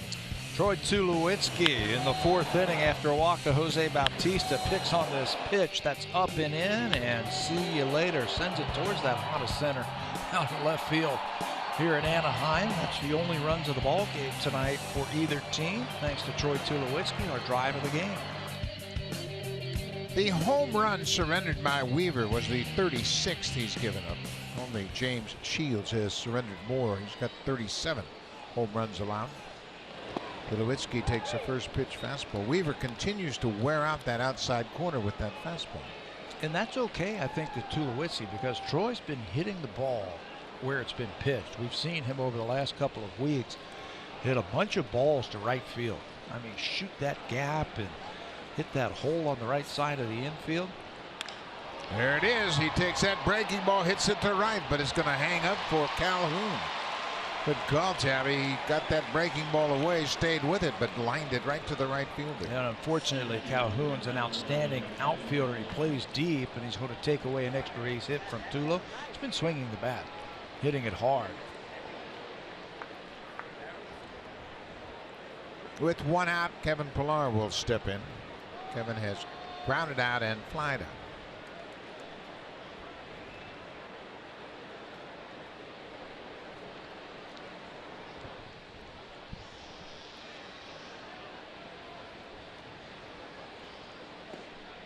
Blue Jays scored 7 runs last night. It's only the second time since August 29th they've scored 7 or more runs in a game.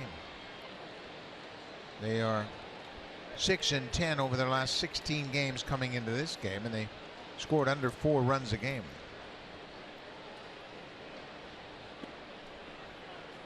Yeah, they've had some trouble scoring runs, especially when they don't hit home runs. It's a good time right now for John Gibbons to get his team moving. We saw Bautista take off yesterday in the hit and run that didn't work.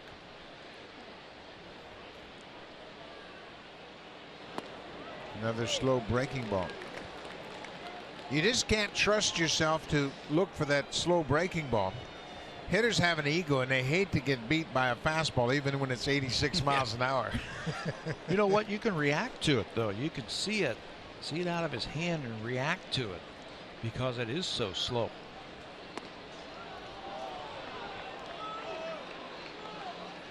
You can see the reason Weaver has pitched well over his last 3 starts. He's 3-0 with a .231 opponent's batting average. He's thrown the ball well, mixed it up. He's certainly not the pitcher that he was when he first arrived here in Anaheim.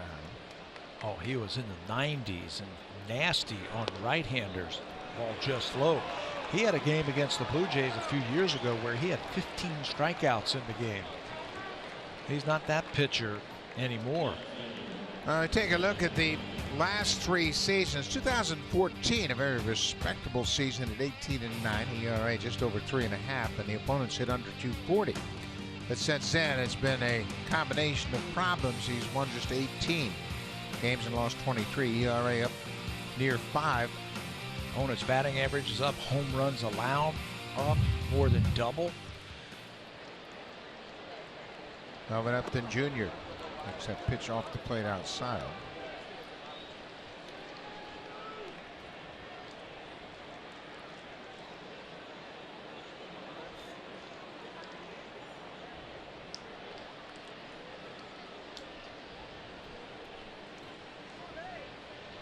One and 0 to Upton.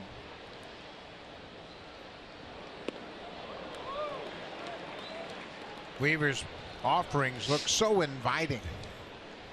You just tell yourself, wait, and you're still out in front.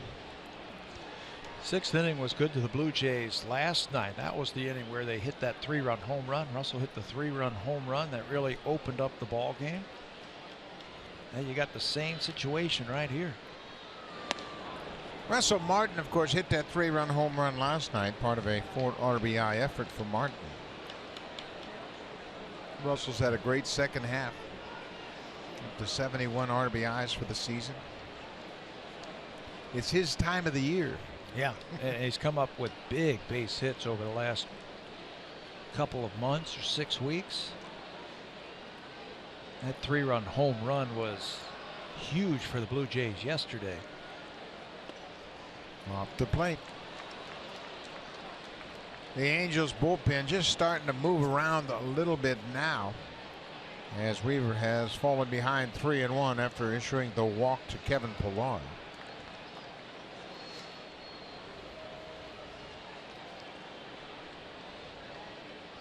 That is A.J. Octor starting to loosen up.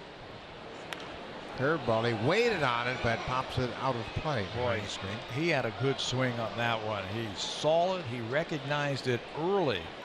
Remember, he struck out on that slow curveball back in the 4th inning. He recognized it and he put a good swing on it. He just missed it. Fouled it back. Full count, 1 out. Blue Jays have a 2-0 lead as they bat in the 6th. Weaver is up to 94 pitches now.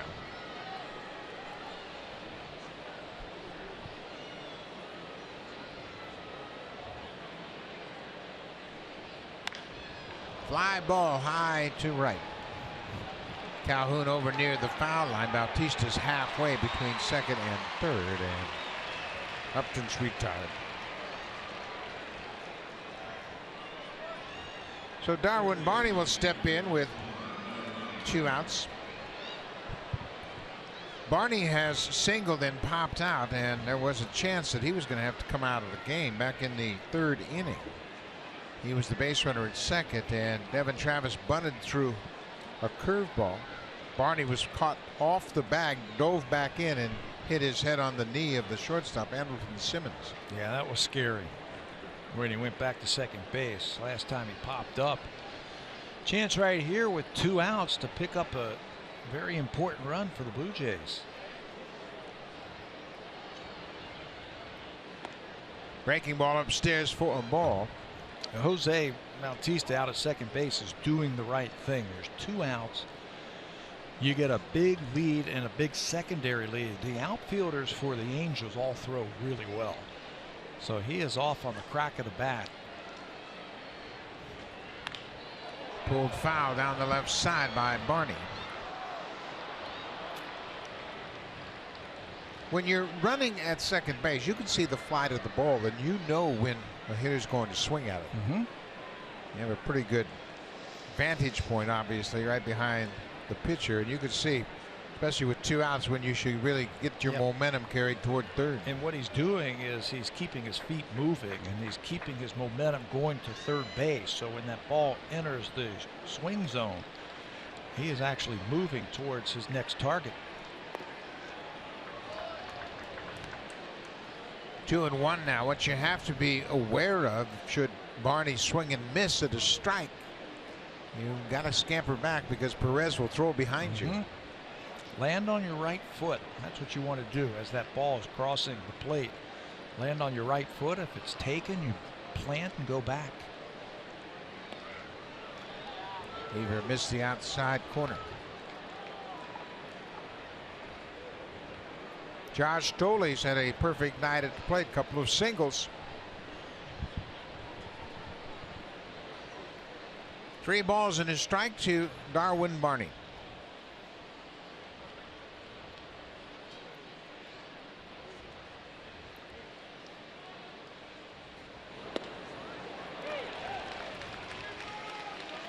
Weaver's living on that outside corner with that fastball. Now it's a full count. Bautista at 2nd, Pillar at 1st. They'll be off on the pitch. And to make sure Weaver goes home. Make sure he goes home. Right here, you can still get a good jump. Just make sure that he doesn't have that inside move and he's going to throw behind you.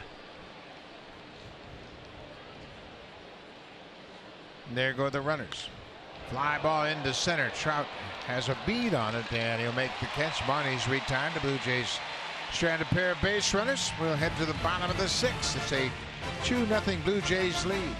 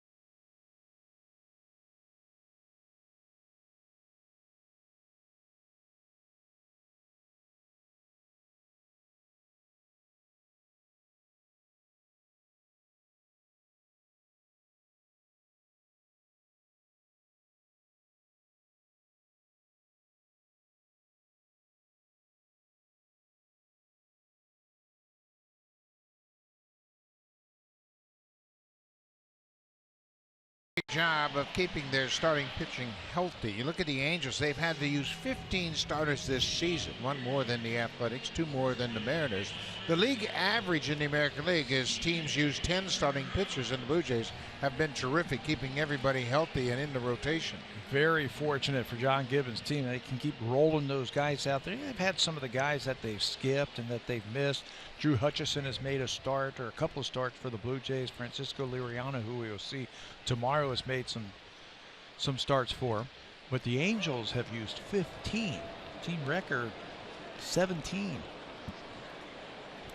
It's very difficult to develop any kind of consistency when you have to use so many different starters. This is C.J. Cron, the first baseman. We mentioned earlier the Angels they currently have 16 pitchers on their roster. 9 of those 16 pitchers weren't even in the organization at the start of spring training. That's hard to fathom. You know, you go to spring training, where you generally take 30, 32 pitchers to spring training. 9 of the 16 that are on the current roster weren't even in the organization at the start of spring training. And they were picking them up after they were released by teams this year. Tough to win when you are running out guys who have been released from other organizations.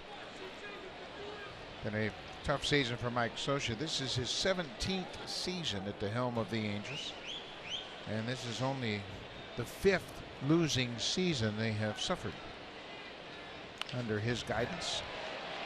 Soft liner going to drop over the head of Devin Travis off the bat of C.J. Cron. Leadoff single here in the 6th.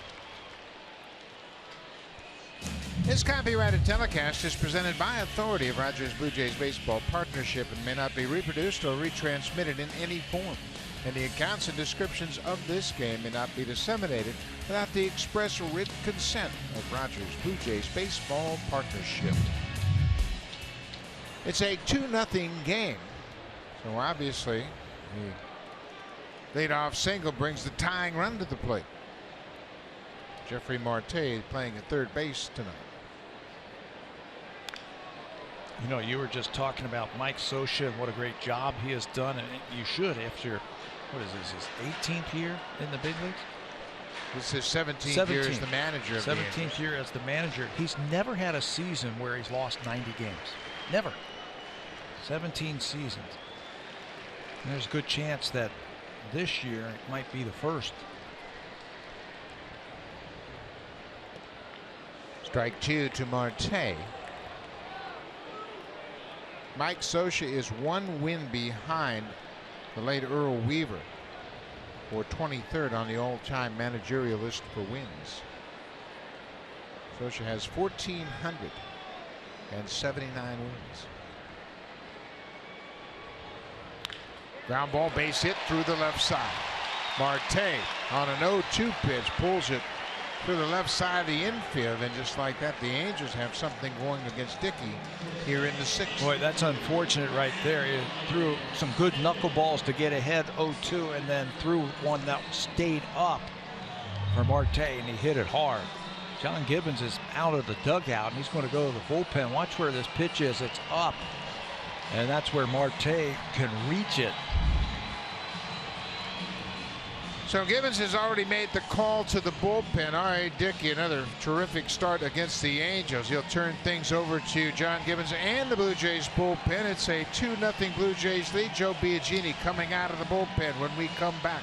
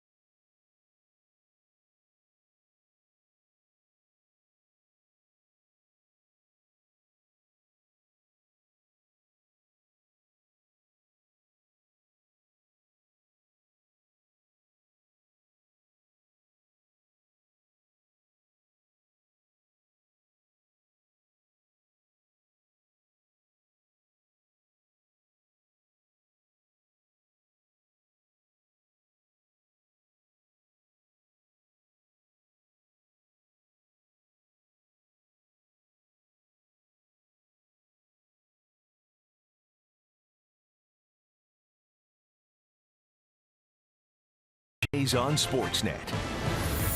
Presented by the all-new 2017 Ridgeline. A lot of things have changed, but one thing hasn't. Honda, official vehicle of the Toronto Blue Jays. Proud fan since 1977. R.A. Dickey, making his first start in 10 days, was very good tonight against the Angels. He gives up back-to-back singles here in the 6th and gives way to Joe Biagini, who's had a terrific first season in the big leagues. Joe last worked 3 days ago, picking up Marcus Stroman in that game against the Tampa Bay Rays. Joe, this is the 54th time that we have seen him. He's 4-2 with a .266 earned run average. In that inning that he pitched, he gave up a home run to Steven Souza, the only hit and run that he allowed in that inning. You can see everybody on the infield getting together. They're anticipating a bunt right here from Andrelton Simmons, and I don't know if they're going to do that. Yeah, Simmons has a 9-game hit streak. He is 0 for 2 so far, but he's hit over 400 during the previous 9 games. That would surprise me, although Socha has always utilized the bunt very effectively. I don't think that's the case here. Swinging away. Simmons got a little anxious, may have swung at a ball, but he was aware that he was probably going to get a fastball on the first pitch. That's what he was doing. He's hit some home runs lately. He hit a home run in last night's ball game, and he was hoping that Biagini would throw him a first pitch fastball strike. First and second, nobody out. We mentioned earlier the Angels have grounded into 139 double plays, most in the majors. 140 would be a nice round number this inning. It'd be perfect right now. We haven't seen one yet here in this series.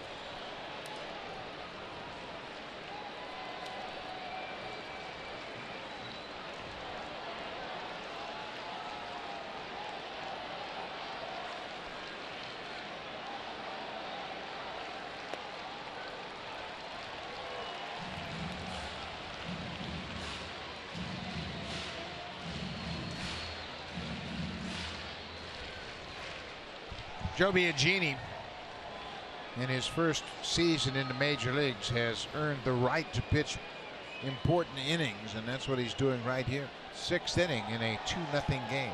I'm going to try and clean up this mess. 2 on, nobody out. This downstairs.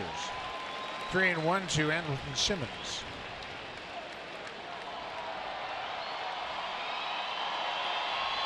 Nick Buss on deck.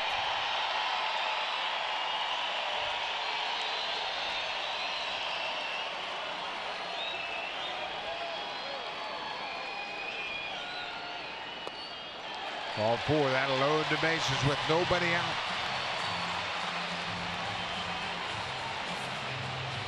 That's why the Angels were not going to give the Blue Jays an out. That's why they didn't sacrifice, and now they're in the driver's seat. Bases loaded, nobody out. The corners, we'll see what they do with the baseball. They might come home if there's a ground ball to the first baseman or the third baseman. The infield in the middle is going to be back. That's Brett Cecil, who is starting to get loose. Left fielder Nick Buss singled against Dickey his first time up. He's 1 for 2. This is a sliced ball down the left side, but foul. Buss broke his bat.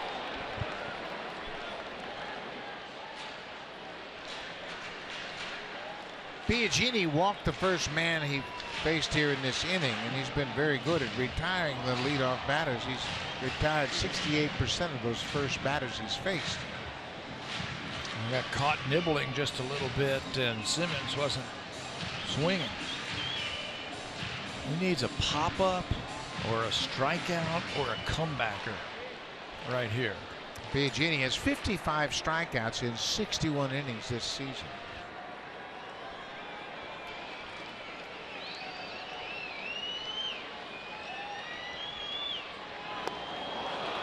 The changeup, and Buss chased it. It's 0-2.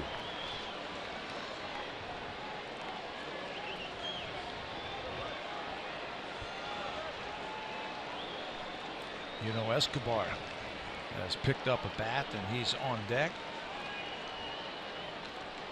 He did not start in this game tonight. He played third base and led off last night. And what a strikeout for Biagini. First out of the inning, he gets Must to chase that changeup down and away. There you go. You need a strikeout, pop-up, or comebacker, and he gets the strikeouts. An out where nothing happens on the defense. There's the changeup. Look at the grip, and he just throws that ball, just lets it float right off of his fingers. Big strikeout against Buss. And now Escobar is into the ball game. Now you can get your ground ball. Joe Biagini's parents, Rob and Michelle, are here in the ballpark. They have come down from the Bay Area of San Francisco to watch their son. And he got a big strikeout. Yunel Escobar will pinch hit for the catcher, Carlos Perez. Escobar in last night's game 0 for 5. He's a free swinger, and he chased that first pitch. That's why he threw him an off-speed pitch right there, something out of the strike zone. And Escobar he's had his own share of offers. He's 0 for 13. Swings over the top of it. Be on your toes if you're an infielder right now for the Blue Jays.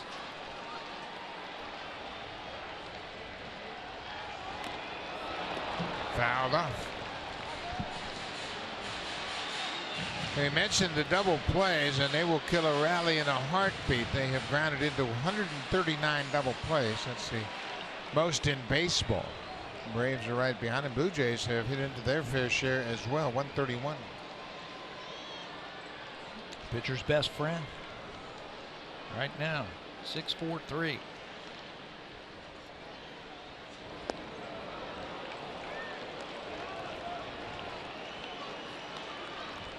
Escobar has been fairly effective as a pinch hitter. He's 3 for 7 coming off the bench with 3 RBIs. Escobar for the season batting .311. Of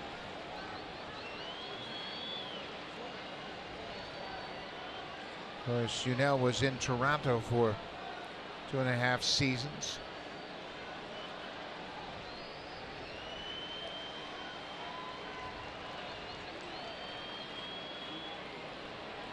Tony's going to go out and talk things over with Joe Biagini. It's not a bad trip to the mound. Seemed to be a little confusion as to how they wanted to approach Escobar. Yeah, it looks like Joe has a pitch on his mind that he wants to throw right here. He's got a changeup, he's got a cutter, he's got a good overhand curveball that's got a lot of bite to it. And he throws hard enough to get the fastball by you. He gets it upstairs. Biagini will come home. There's the force, and that's all they'll get. Joe Biagini got the comebacker. He seems to be a little disappointed, but he got the lead runner. And Pat, that's one thing we have seen from Biagini all season long. He's calm. He doesn't panic. He took his time and got the force out at the plate. Yeah, tough to double up a player right here. That ball's just in the air a long time. He took his time and he made the throw. Now they could have tried the throw right there, but I think Josh Thole did the right thing and just held the ball. The last thing you want to do is try and make a play that you not necessarily should make, and you end up throwing the ball away. So he just ate it. They got that lead runner. Caleb Cowart goes after the first pitch. Biagini inherited a second and third with nobody out. He walked Simmons to load the bases, then struck out Buss. He got Escobar to hit into the fielder's choice, and now he's an out away from getting out of this inning. Cowart is 0 for 2. Fly ball into center. Pilar calls for it, and he makes the catch, and what a job by Joe Biagini.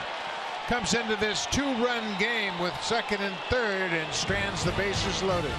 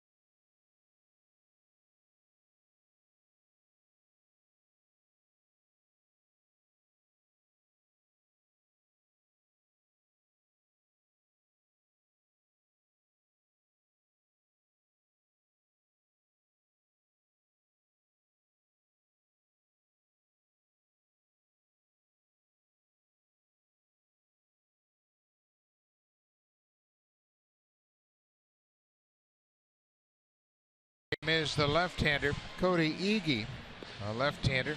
You can see his numbers between Miami and the Angels. Not overpowering by any means. He is going to use that deceptive delivery to try to neutralize the hitters. He was just claimed off waivers from the Marlins last month. New catcher for the Angels. Juan Gratterall is behind the plate. Gratterall will face Russell Martin, who will come on to pinch hit for Josh Thole. And the Blue Jays needed a big hit. A couple of runners on last night, and Russell Martin delivers. 3-run home run off of Valdez that really broke that game open for the Blue Jays. Gave him a 5-run lead. Russell Martin with the big hit in the ballgame last night. He gets a shot here in the 7th inning as he's the pinch hitter. Josh Thole had a good night. He was 2 for 2 and did a nice job handling R.A. Dickey. So both starters are out of the game. Russell Martin facing the left. He goes after the first pitch. Martin batting .239 for the season. He's got 19 homers and 71 RBIs.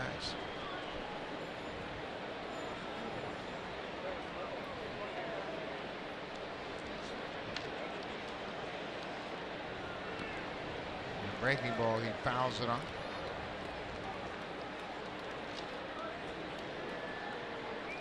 Russell has 12 home runs and 30 RBIs in 34 games since the 1st of August. As we mentioned earlier, this is his time of the year. Pennant race, September baseball, big hits, and Russell Martin has had plenty of them. Focus in.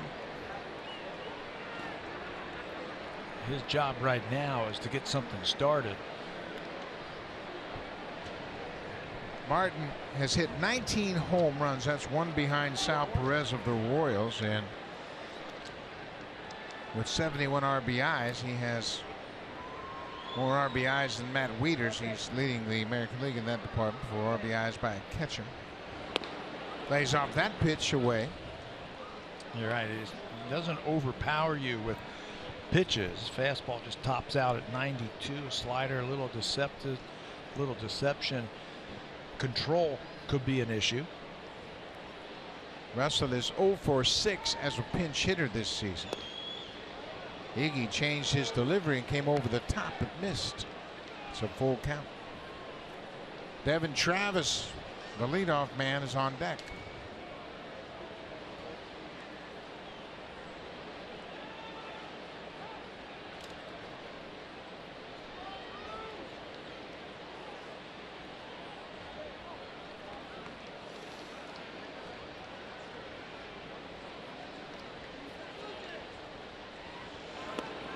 Martin strikes out.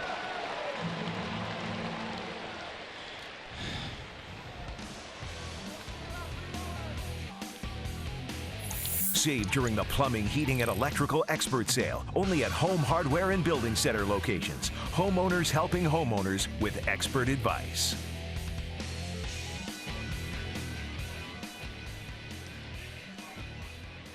Back to the top of the order with one away. Devin Travis 1 for 3. He got a blue base hit in his first at bat tonight, and that extended his hit streak to 13 straight. That's the longest for a Blue Jay hitter this season. We were talking about his first time up, that he hasn't had a walk in a while. That's not his game.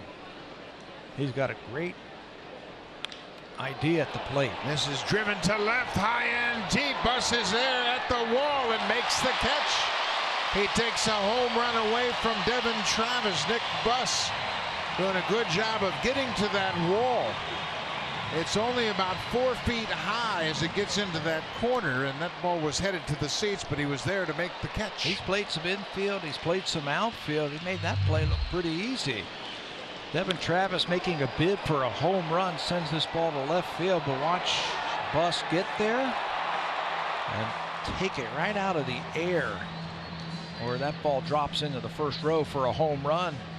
And after that long fly ball, Mike Scioscia is out of the dugout. He's going to make a pitching change. JC Ramirez will come on to face Josh Donaldson. It's a 2-0 lead for the Blue Jays.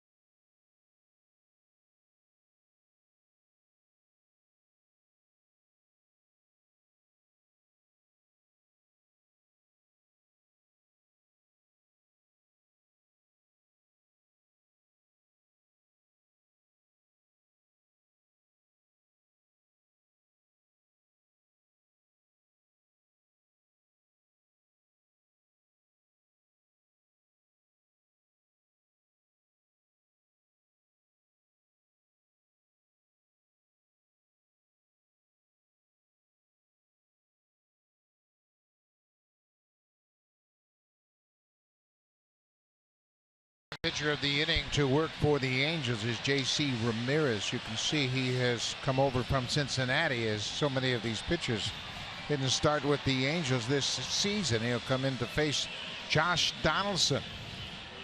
Josh is 1 for 2 tonight, and the Blue Jays have a 2-0 lead, and it's not an accident when Josh hits, the Blue Jays win. As goes JD. When he's hitting, Blue Jays normally win. His .350 average in the Blue Jay wins, just a .207 in Blue Jay losses, and he's had it again tonight. He's had a walk and a single for the Jays. He's starting to look hitterish again at the plate. He's been on base 7 of the 8 plate appearances he's had in the first 2 games of this series. Ramirez misses badly with that first pitch.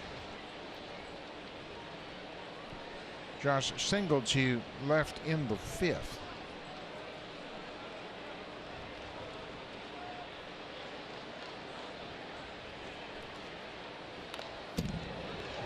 Fouled it straight back, at a good cut at that high fastball.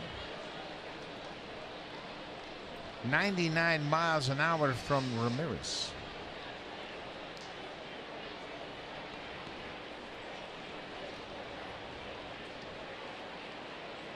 How does a guy who threw 99 miles an hour get on waivers on a team, Cincinnati Reds, who aren't going anywhere? Don't you hold on to these kind of arms? I think you do. Just try to be as patient as possible. You can see Joaquin Benoit appears to be ready, and that's Paul Quantrill, who has just joined the Blue Jays. Pete Walker is away from the Blue Jays, tending to a family matter. Paul Quantrill has rejoined the team. He has been working in the minor leagues, so he will serve as the bullpen coach while Dane Johnson comes into the dugout as the acting pitching coach for the time being. 3-1 to Donaldson. He'll take the ball 4. Another walk for Donaldson. He has walked 4 times in this series, second tonight.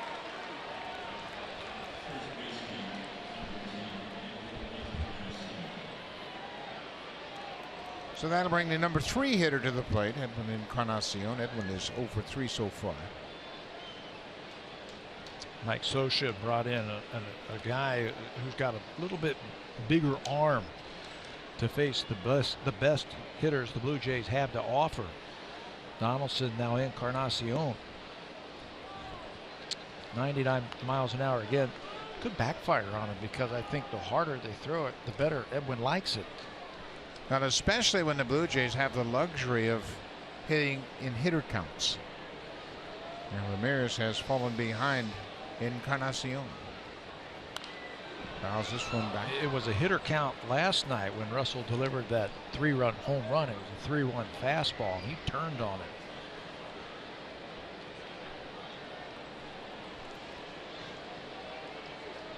The Red Sox beat the Yankees tonight 7-4 at Fenway Park. The Orioles hung on to beat the Rays 5-4. Look out, Edwin. 97 up around the letters.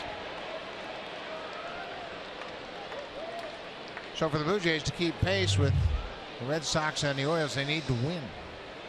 Boy, pull those hands back. That's the last thing the Blue Jays need right now, is Edwin to get hit by a pitch and something happen.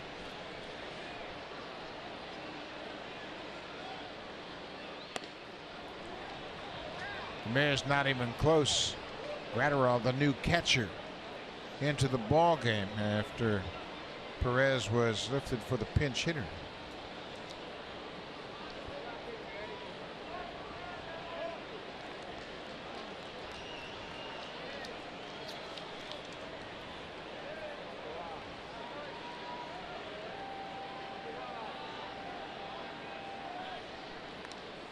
Donaldson's not running, of course.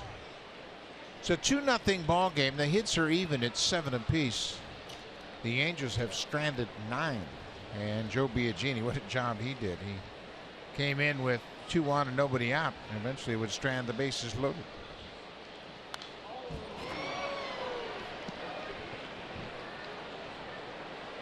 Biagini has allowed just 5 of 24 inherited base runners to score this season. That's a great number for anybody, but it's really impressive for a rookie.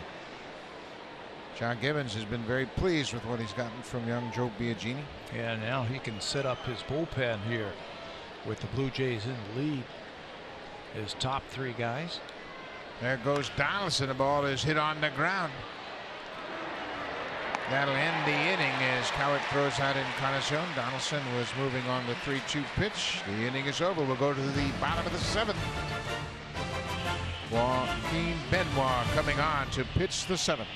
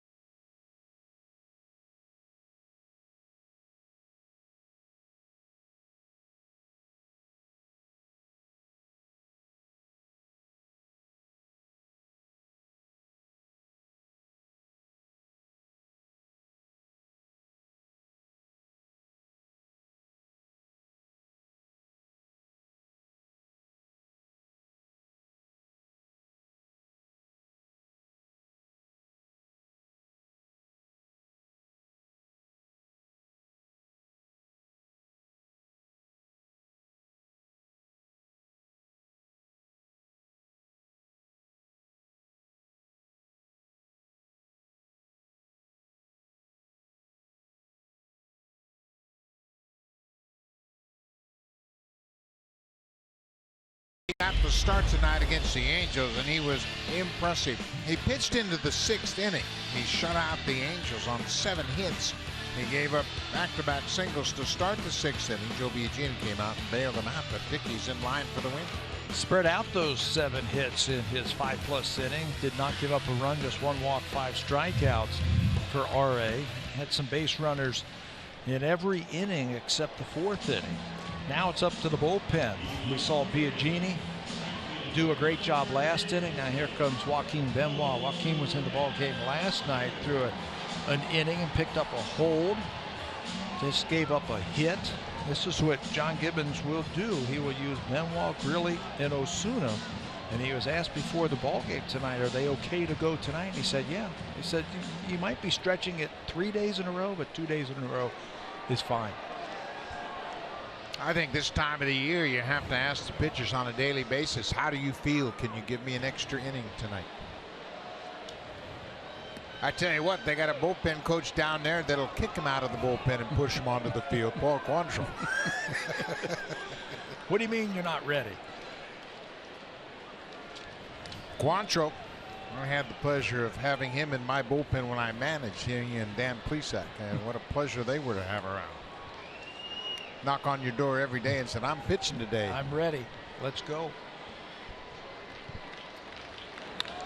Line drive to right. Bautista will play it on a hop. Cole Calhoun gets things started for the Angels. Well, these are the 3 best hitters that the Angels have to offer to lead off the 7th inning right here. So Joaquin's got his work cut out for him. Calhoun, Trout, and Pujols. Doesn't get much better for the Angels than that. Cole Calhoun gets his first hit of the series, and he has really hit the ball well all series long, but that's the first base hit he's got. Mike Trout tonight, 2 for 3 with a strikeout. Both of his hits coming off R.A. Dickey.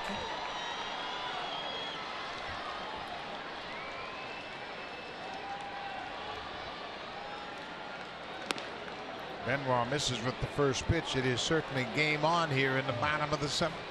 2-0 ball game, and this is the game in my mind. Calhoun with the leadoff single. Now Trout and Pujols.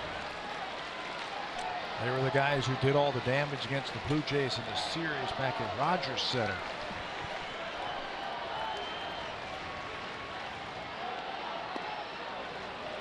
Just missed the inside corner.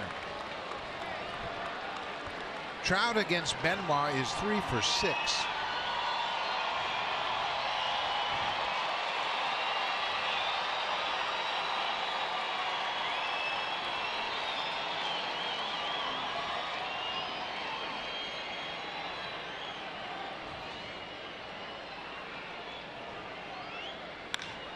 This ball is drilled to right. Bautista's back. He makes the running catch. Calhoun will retrace his steps back to first. Trout's retired. Mike Trout's got to start picking on somebody else other than Jose Bautista. That's 3 times he has lined out deep to right field against Jose. Jose's played him very well. He's playing him deep and shading him a little bit toward the line. So that's the first out of the bottom of the 7th. Now Albert Pujols will step in. Albert, like Trout, 2 hits tonight. A double in the first, a single in the third. He struck out in the 5th. And 110 RBIs for Pujols.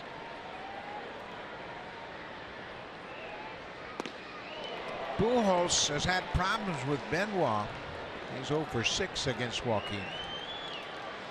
Benoit ran that fastball right down and in on his legs, down and in, swung over the top. Good movement. That's what you want to do if you can get ground balls with that. Those 110 RBIs, 3rd in the American League. It's the 13th time in his career he's driven in 100 runs. Russell Martin is catching, as Josh Thole started, of course, with Dickey making the start tonight. Russell came in as a pinch hitter and struck out top half of this inning. Thole had a good night. He went 2 for 2 at the plate.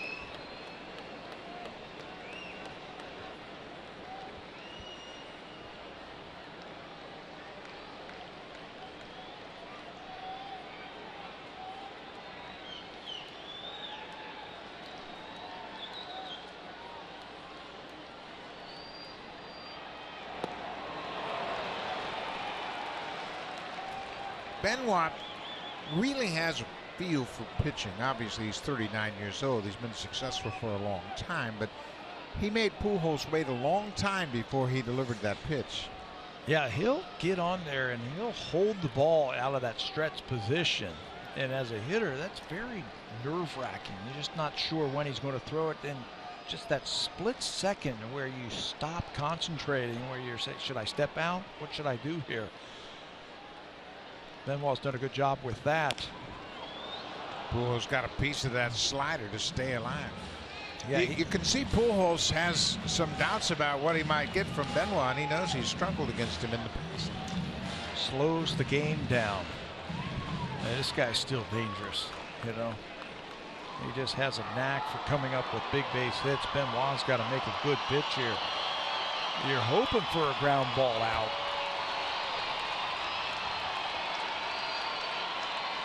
He's got that slider and he's got that splitter. If he can keep it down, maybe Albert can top it. Get on top of that ball and get a ground ball.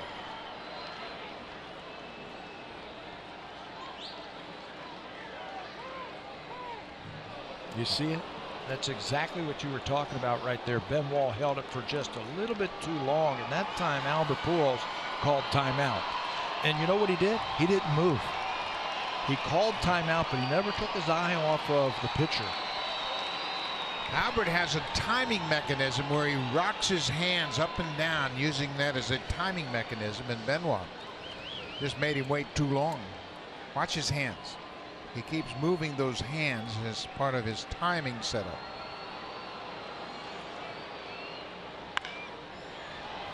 Benoit savvy enough to know if I make him continue to wait, his arms are going to get tired. And maybe he just holds him there, so it messes up his timing, and he's got to start from a standstill position. Now it might be a good time to unload quickly. Come set and fire. These two guys have been around a long time.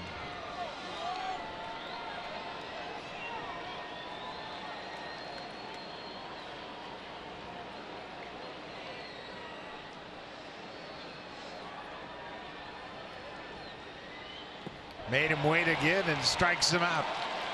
Pujols is 0 for 7 against Benoit, and he gives him a glance back over his shoulder, a little sheepy smile from Benoit. There is nothing like experience at the major league level. You're not in a hurry. You understand it. You've done your scouting report. You've been around a long time. He knew that Cole Calhoun was not going to run, but he's going to hold the ball on Pujols, and that's a big out. That looked like it might have been his splitter right there.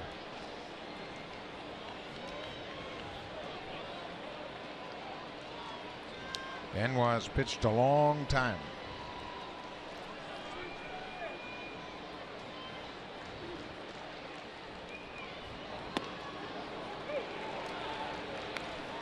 See how quickly he threw that pitch? He came set and fired the strike. A little bit different, wasn't it? John Gibbons calls Benoit really survivors. He said the advantage that they both have is they both have been closers in their career. They understand one inning at a time and the importance of their inning.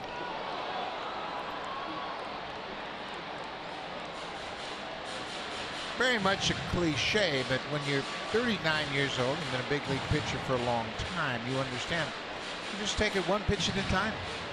I'll make this pitch, I'll read what the hitter does, and I'll react to that and make the next pitch. And if your fastball's not working, let's say, they have other ways to get you out. He can go to a breaking ball, or he can go to a splitter. If that's not working, maybe he can, you know, get a feel for his fastball or whatever it is.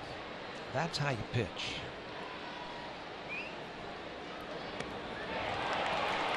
How about the job the bullpen has done so far tonight? Benoit with a couple of strikeouts will go to the 8th. The Blue Jays holding on to a 2-0 lead.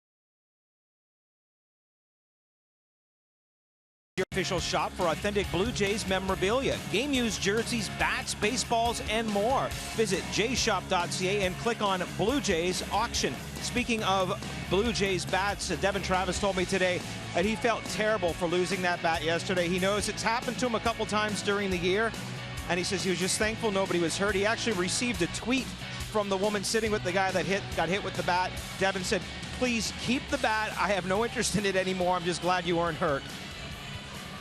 Yeah, he lost a bat on a strikeout, something we don't see him do very often. Unfortunately, fans appear to be okay. Lots of Blue Jay fans in attendance, and they have come from all parts of Canada. We have had friends come from Toronto, Edmonton, Saskatchewan, Vancouver, all over the place, and it's only going to get to be a bigger following once the Blue Jays get to Seattle. They brought their baseball cards with them, I'll tell you that. Signing a few of those things last night and this afternoon. Jose Bautista's been on base twice tonight. There's some folks from Saskatchewan. Love the jerseys. Rough Riders. It's a nice crowd here tonight. They had a big crowd here last night, 31,000. Another good crowd, bigger tonight. Bautista hits it hard. Simmons was playing him in the hole, then throws him out. One away.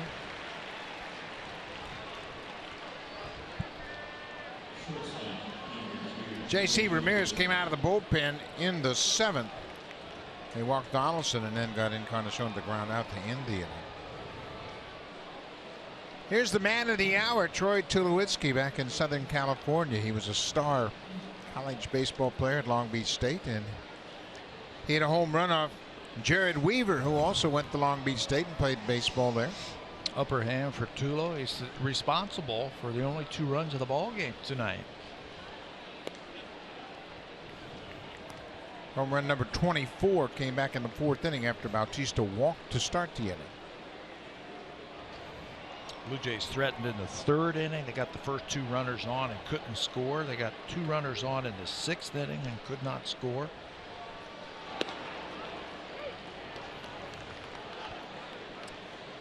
Biagini, Benoit, and now it looks like Jason Grilli's going to come out of the Blue Jays bullpen. This has been a very effective formula for John Gibbons. Yeah, and it's worked for him for the most part. Gibby used Osuna in last night's ball game. He's hoping to see him again tonight. Osuna threw 11 pitches, retired the side in order in the 9th. He should have plenty in the tank tonight.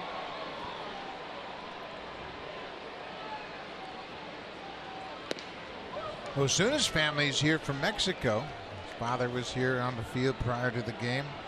His mom and family members. There's Roberto getting loose.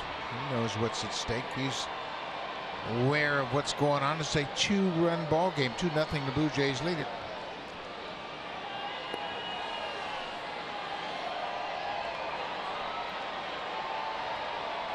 The Angels have had 8 base hits. They've actually out-hit the Blue Jays, but they've left 10 on base. Blue Jays have had their share of base runners themselves. A hit here or a hit there, and it could be a little bit better than 2-zip. The Blue Jays have 7 hits and 4 walks. Last night they had 10 hits and 6 walks, and that translated into 7 runs. Put the ball in play tonight. They've only struck out 5 times to go along with those 4 walks.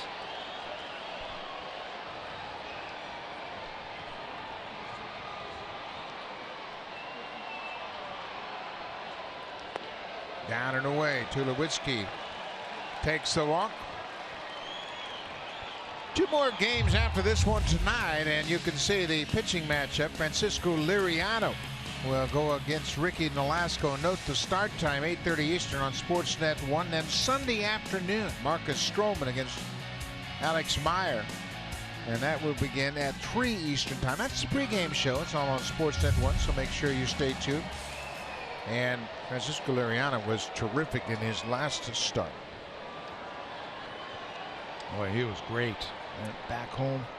6 innings, and then he gave up back-to-back home runs to Longoria and Miller. He got an out in the 7th, then came out of that ball game. So he went 6 1/3, charged with 2 runs on 3 hits. Blue Jays would win that one. He got a no decision, but what an effort for Liriano. And he's going up against Ricky Nolasco, who seems to like it out here in Los Angeles, pitching much better since they acquired him.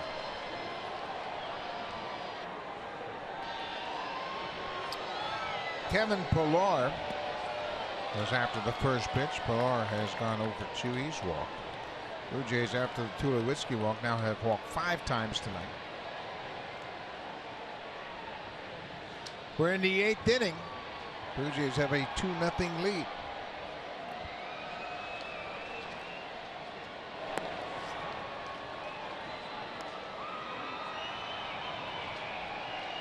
Jared Weaver started. He pitched 6 innings, charged with 2 earned runs on 7 hits, walked 3, and struck out 4. The home run he allowed to Tulowitzki, the 36th home run he has surrendered. This is popped up over near the Angel dugout. Marte gets there, makes the catch. Pillar's retired.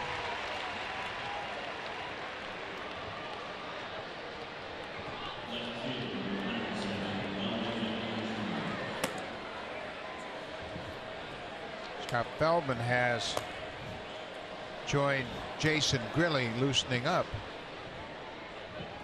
Boy, it'd be great if the Blue Jays could get some insurance runs, and then maybe you can give one of those relievers the night off. But if it's a 2-run game, you know, Gibby's going to go to his go-to guys.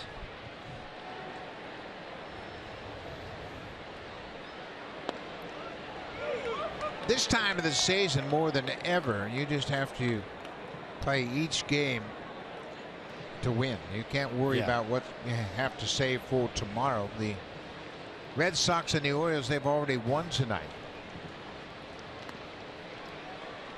So you just have to. And if you're down there, you say, I can go tonight. I mean, the team needs you. You know, everybody's sore and tired this time of the year, but you got to find a way to get out there.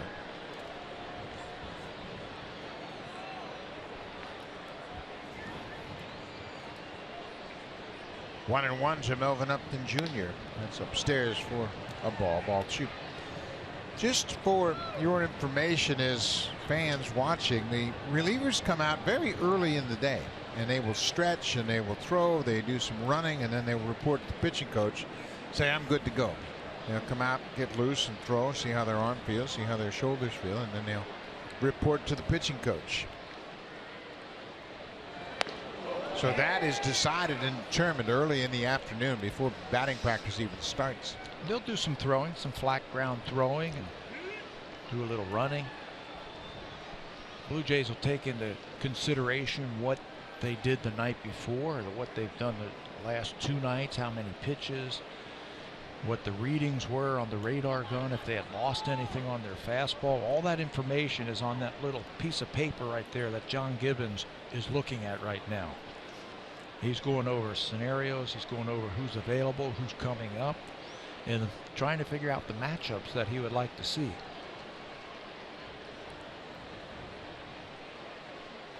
Three and one to Upton. Tulowitzki at first, and that's ball 4. 2 walks in the inning. 3 walks since coming in. Ramirez has walked 3. Came into the game with 2 outs in the 7th and walked Donaldson.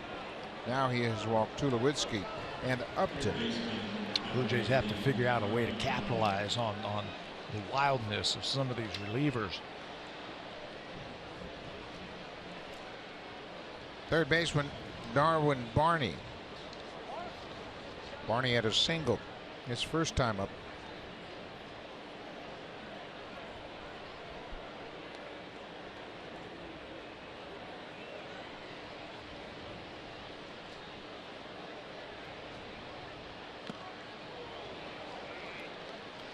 Fouls off the first pitch.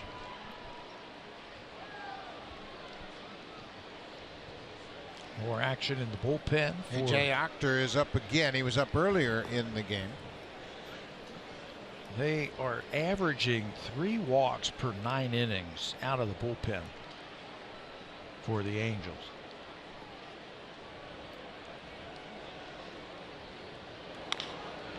Chop towards short. Simmons on the run, throws in time, and that'll end the inning. Barney's retired. The Blue Jays stranded 2 more. Now time for Blue Jays Central Update. Here's Jamie Campbell and Greg Zahn in the Samsung broadcast studio.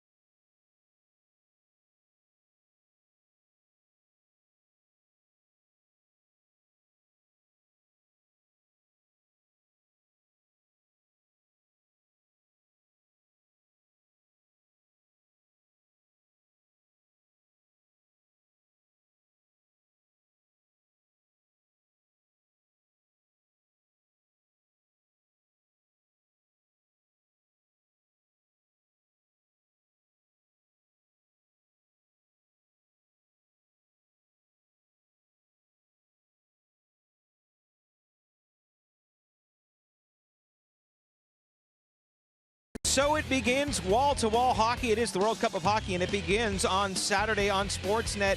And we'll begin with a Saturday matinee between Patrick Kane and the U.S. taking on Team Europe. That game begins at 3 o'clock Eastern. That is noon Pacific. On the Sportsnet, we go to the bottom of the 8th inning with Buck and Pat. Thank you, Barry. A very interesting ball game, and the offense has resulted in just one swing of the bat.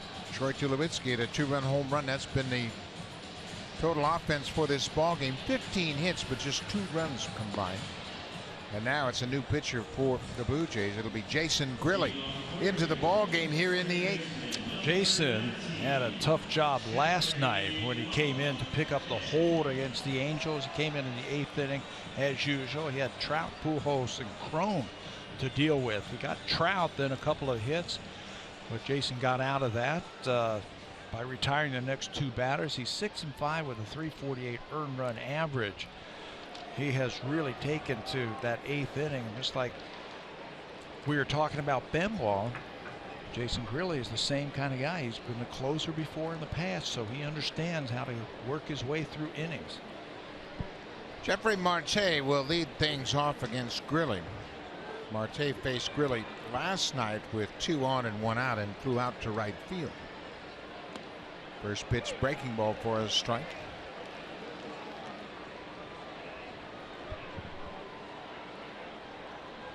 Joe Biagini came in to get out of the 6th inning. He took over for R.A. Dickey with 2 aboard and nobody out. Did not give up a hit, walked the batter, but struck out 1 and got out of it, left the bases loaded. Joaquin Benoit, he pitched the 7th inning, gave up a leadoff single, and then retired Trout, Pujols, and Cron in order. Tough part of the lineup.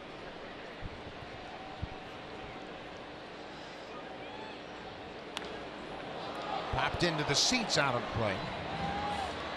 You know, Jason's that type of pitcher also. Is very savvy, and you know, if his breaking ball is working, he's going to wait and use it at the right time. Or if his fastball is working, he's going to use that when he needs to. He's got a great feel for pitching, a lot like Joaquin Benoit. He hasn't shown Marte too many breaking balls. He might use one here at some point. Marte thought he might get a breaking ball. Took him a long time to get out of the way. Almost walked right into that fastball. Now he's got that on his mind. One more time, fastball. And Marte is looking for the ball outside and slow to react. He was anticipating that ball hitting him. Jason threw 15 pitches in his inning of work. He faced 5 batters in the game last night. There's that breaking ball, but it missed. This is a big batter in this ball game. Leadoff man hitting here in the 8th. Anderson Simmons is waiting on deck.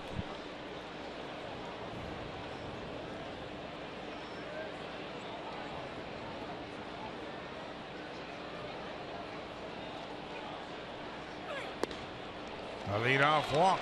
Really walks the first man here in the 8th.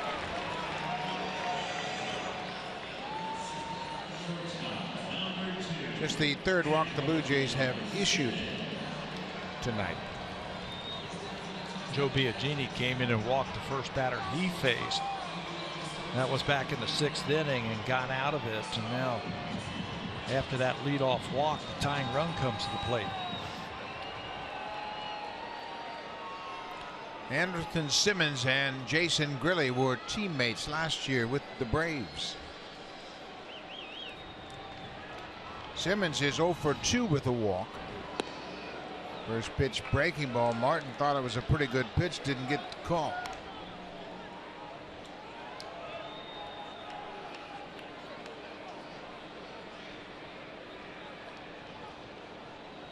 Simmons homered in last night's game in the 7th inning.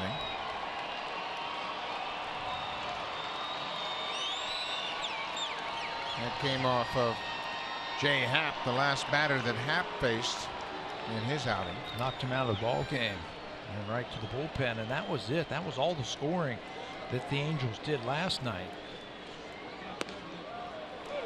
Fastball catches the outside corner. The Angels have really struggled lately. They're 1-8 in their last 9 games, and they've been outscored 44-16. Now it's 46-16. Blue Jays scored 2 tonight. Outscored by 30 runs in 9 games.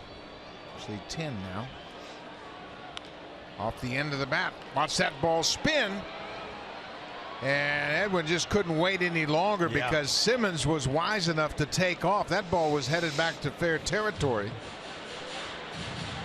And Edwin had to pick it up as Simmons was going past him. Yeah, he was hoping that that thing would spin to him a little bit quicker and then he can make the out. I have seen balls like that head towards the coach's box and then watch this thing start to spin back, and Edwin says, you know what, I better catch this before it goes fair.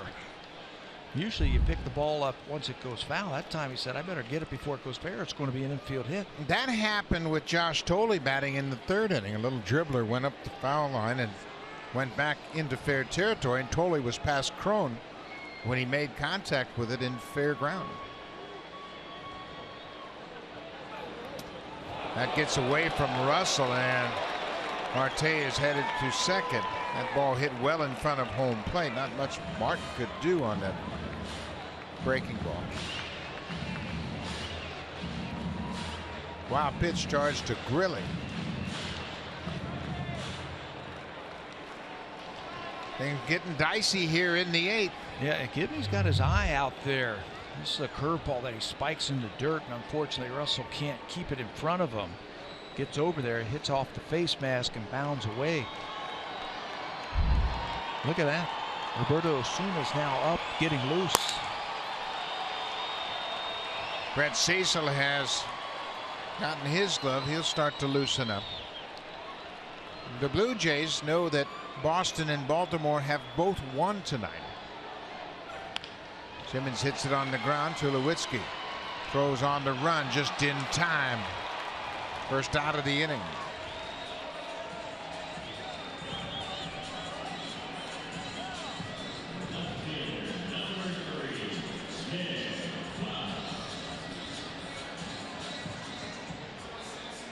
So with 1 out and a man at second, the left fielder Nick Buss will step in the box.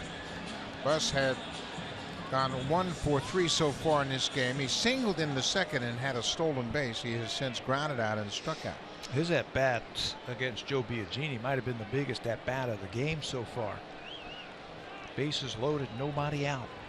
Biagini struck him out for the first out of the inning.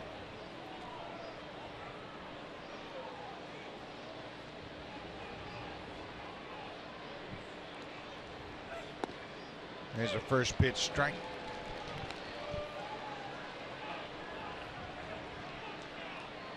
Benoit and Grilly have been key to the improved bullpen. Grilly came over in May. Benoit came over in July, and they have both really earned their keep. He really solidified the back end of that bullpen after a couple of other veterans didn't pan out for the Jays. Breaking ball fouled back. Drew Storen picked him up. They're hoping that he could fill the 8th inning. That didn't work out, and they actually traded him for Benoit. Franklin Morales was signed right before the season started, and that didn't work out for the Jays. But these two have.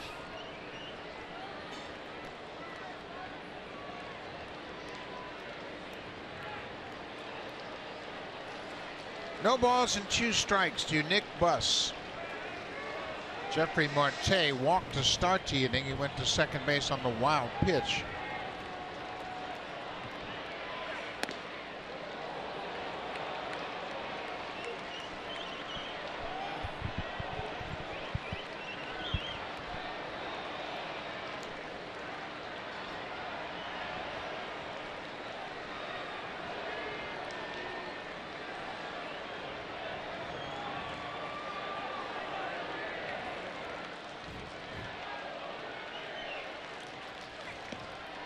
Right tree call. Fastball at the knees, and Grilly strikes out Buss. He was looking for that breaking ball, and he crossed him up. He threw a great fastball right at the knees. And Russell Martin is able to frame it up for him. Fielding Colbert punches out Nick Buss. What a big out.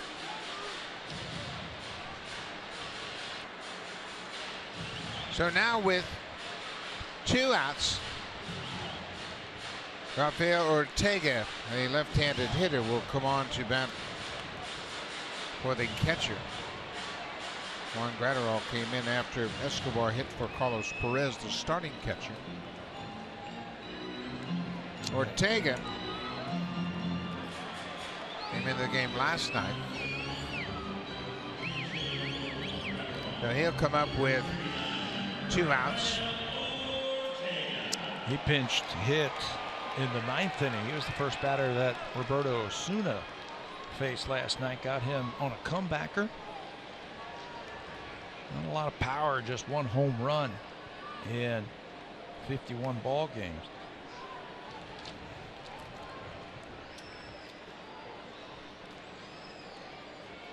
Ortega pinch hitting for the catcher, Juan Gratterall. Really misses with the first pitch.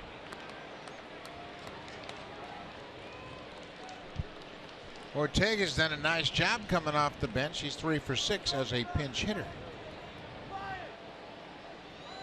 He tapped back to the mound, as Pat mentioned last night, hitting in the 9th against Osuna.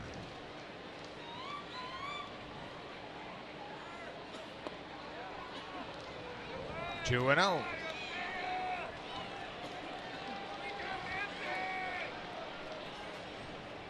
Grilli has thrown 17 pitches in this inning. He threw 15 last night working in the inning.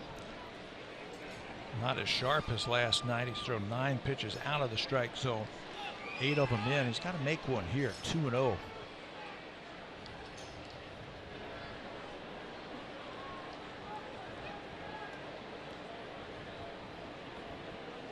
Bottom of the 8th inning. Since the Blue Jays picked him up at the end of May, tell you how good he's been in the bullpen. He's had 17 holds. Just what the Blue Jays needed, and doesn't get the call there. 17 holds, tied for first in the American League. Caleb Cowart, the second baseman, is on deck, and the wheels are spinning for the Blue Jays. A 3-0 count to the pinch hitter, Rafael Ortega.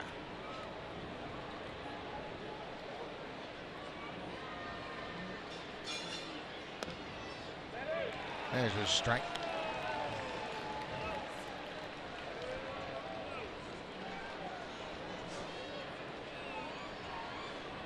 Jeffrey Marte started this inning drawing the leadoff walk from Grilli. He advanced to second base on a wild pitch. Simmons grounded out. Buss struck out. Now the pinch hitter, Ortega, with a 3-1 count. Now it's a full count.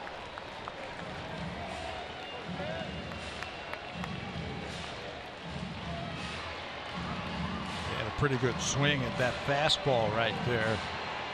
Does he have confidence to maybe throw him a breaking ball here? Well, it'd be tough to throw him a breaking ball. He's not a power hitter, and you certainly don't want to walk him. He represents the tying run.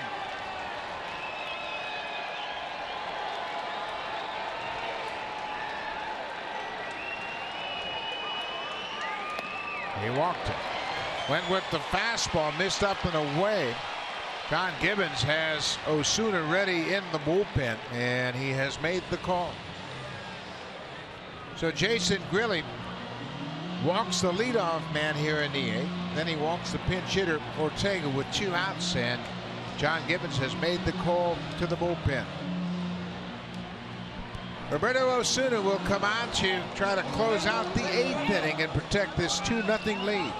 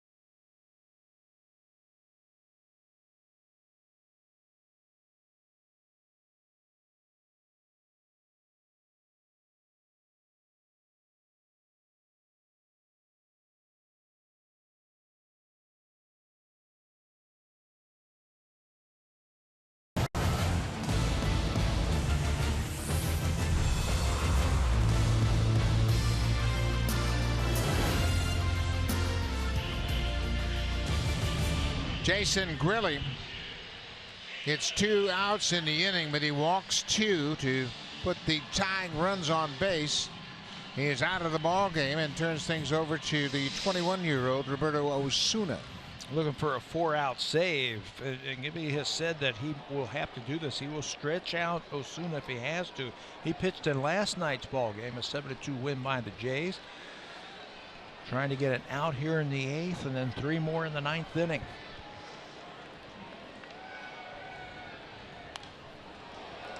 First pitch is fouled back. Osuna has 4 4-out saves this season. This would be a 4-out save if he can close it out.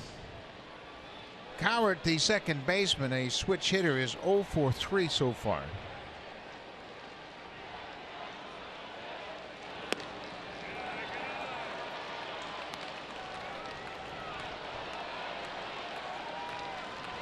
With a couple of walks this inning, that stretches that lineup for the Angels, and that means in the 9th inning we're going to see Mike Trout.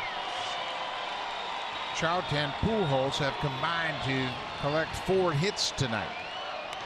This is fouled out of play. Managers managing against the Angels will always make a point of saying, where's that Trout fella? And right behind him, Pujols. Keep an eye on them, so you're hoping for a quick resolution right here. Save some of those bullets for the 9th inning.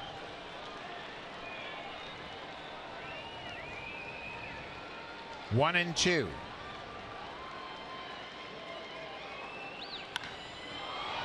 Fly ball left field. Upton coming in.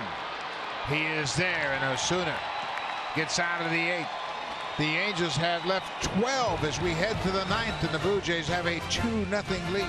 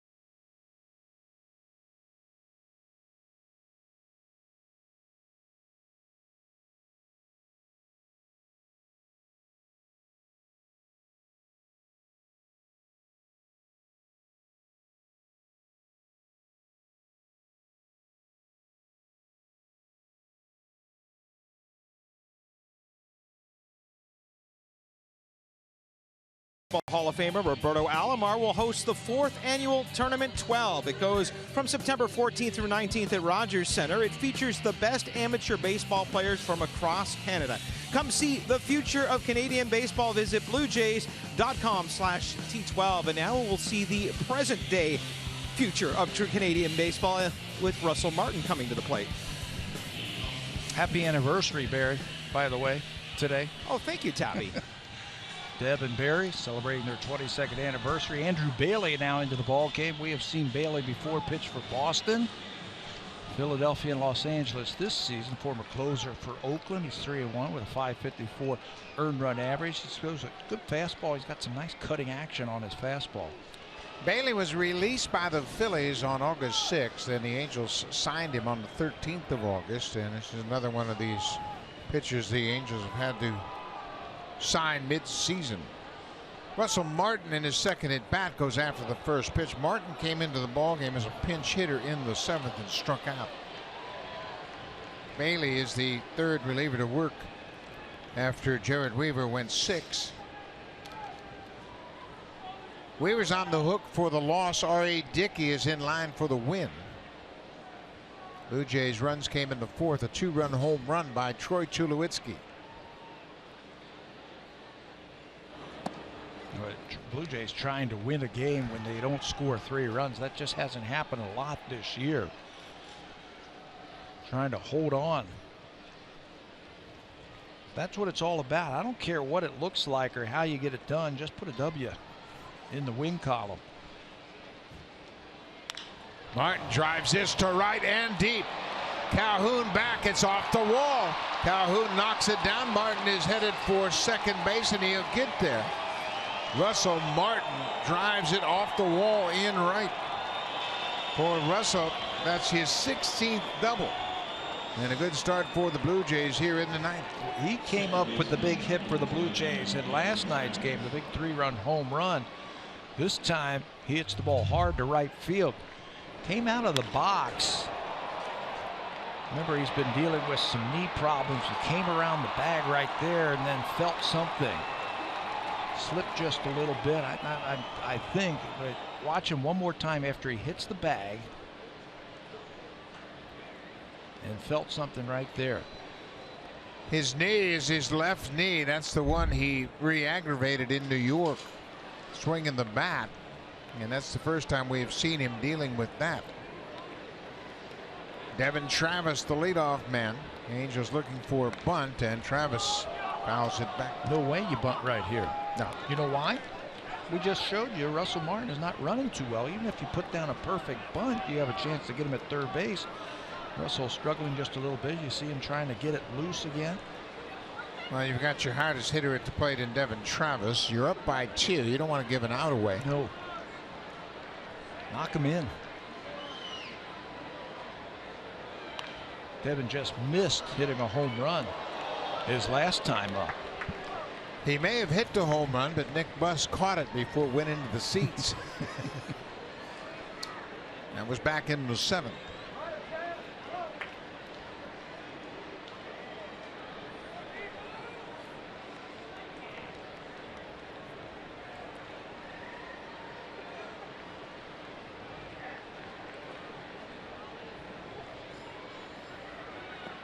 Andrew Bailey was the Rookie of the Year while pitching with Oakland in 2009.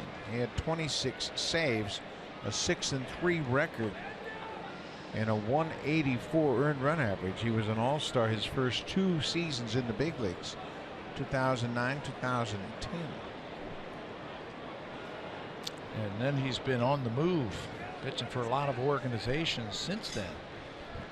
He went to Boston in a trade and then has dealt with multiple injuries that have really not allowed him to pitch consistently in the majors.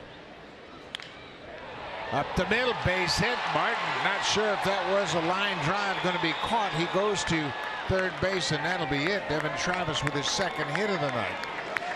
So a double and now a single given up by Andrew Bailey. Blue Jays threatening again. They scored a couple of runs in the 9th inning last night to win by 5. Double by Martin, and then Russell's got to hold up. They had to make sure that ball was not caught. It was hit hard by Travis, just out of the reach of Coward, so he can only move up 90 feet. Josh Donaldson is the batter. Devin Travis is 2 for 5 tonight. He extended his hit streak to 13 straight. Donaldson's had another good night at the plate. He's been on base 3 times, 2 walks, a single. He is 1 for 2 officially.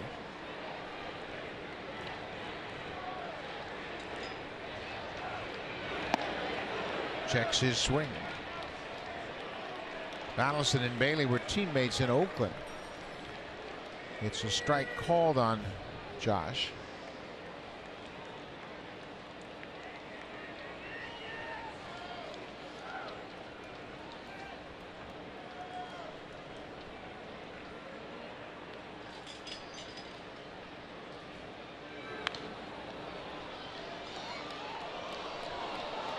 I 1-2 quickly. Donaldson struck out his first at bat in the first. Then he walked, singled, and walked. Figuring out a way just to get this runner in from third base. Bailey likes to use that fastball away to righties. Martin doubled. He's now at third base. High drive deep to right. Calhoun at the track, at the wall, makes the catch. Martin tags. He's going to score. Travis tagged at first. He advances to second, and Josh Donaldson picks up a big RBI with a sac fly to right. He just missed a home run. Yes, he did, and the fans behind the Blue Jays dugout appreciate the effort right there. Russell Martin giving him a standing ovation. You see him all there. All those Blue Jay fans giving him a standing ovation as he makes his way into the dugout. Double, single, he scores a big insurance run, and Josh picks up a big RBI. For Donaldson, that's RBI number 93. And he has really proven his worth coming back into this lineup last night and tonight after missing 3 straight games. Edwin Encarnacion is 0 for 4. Devin Travis with a heads-up base running there on that long fly ball to right field also. Devin was at first base and then read it perfectly. Saw that it was going to stay in the ballpark, and he tags up and gets himself into scoring position.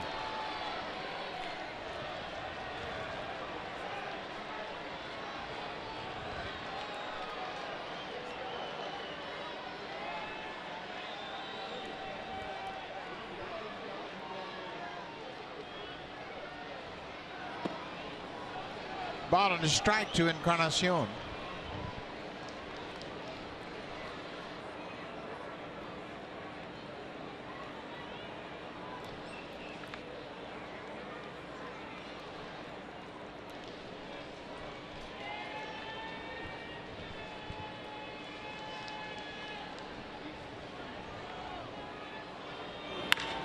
Swinging a drive deep to left field. This one is way back and gone. Number 40 for Encarnacion.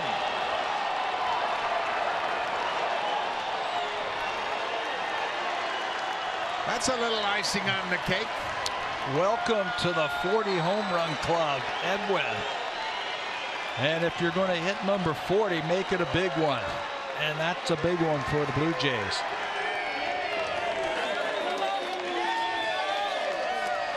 Fans loving it behind the dugout again, and the Blue Jays have blown this one open. Again in the 9th inning. They had 2 in the 9th last night. They have scored 3 in the 9th so far tonight. Andrew Bailey has been hit hard here in the 9th. 40 home runs now for Encarnacion. His RBI total up to 118, and Andrew Bailey is going to be taken out of this ball game.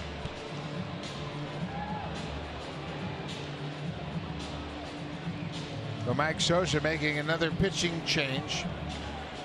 It'll be Deolis Guerra. No, maybe he's not made the change. Guerra looked like he was headed out of the bullpen. Scioscia talking to Bailey. And now he will take the baseball. There's the call to the bullpen. Bailey is out. Guerra is in. The Blue Jays have a 5-0 lead in the 9th.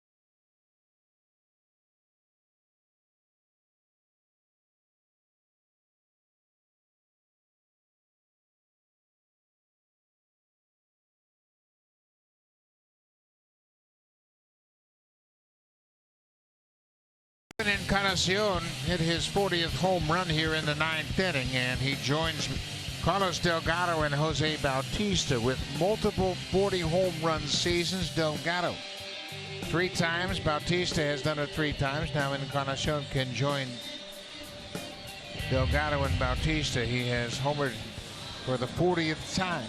And don't you know that the Blue Jays and their fans would like to see Edwin join that group next year if they can sign him back. This is a no doubt about it right there. Andrew Bailey with a ball that he serves out over the plate, and Edwin doesn't miss it. A couple more RBIs. That is a long way out there where he hit that thing out by that rock pile in center field.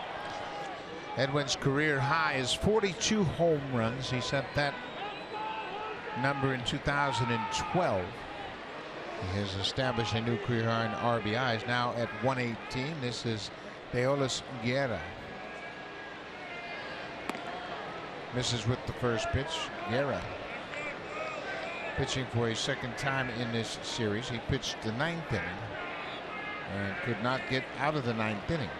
He was charged with 2 runs on 4 hits and got just 1 out. His 4th appearance on their homestand here. Yeah, 4 hits, just 1/3 of an inning.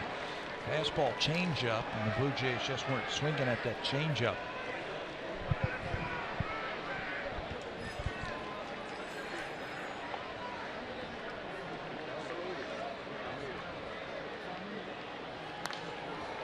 Bautista fouls it back. Jose has walked single. He's 1 for 3 tonight.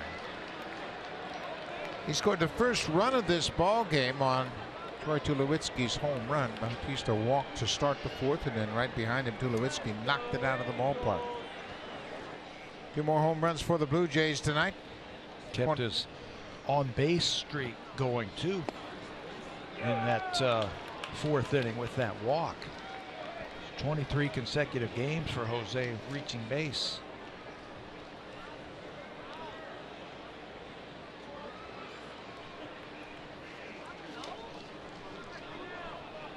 I shortchanged him.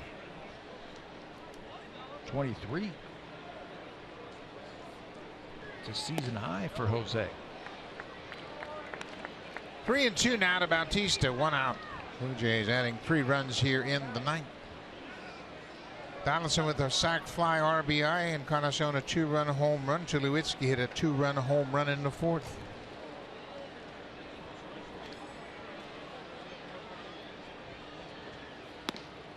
Bautista walks for a 2nd time tonight.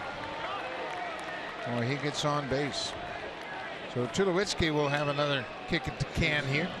He's 1 for 3 with that home run. He walked in the 8th. He'll probably be lifting. Yes, he will. Zeke Carrera will come on to pinch run for Jose here, and then probably play right field. Carrera takes over at first as the pinch runner. Bautista another productive night at the plate.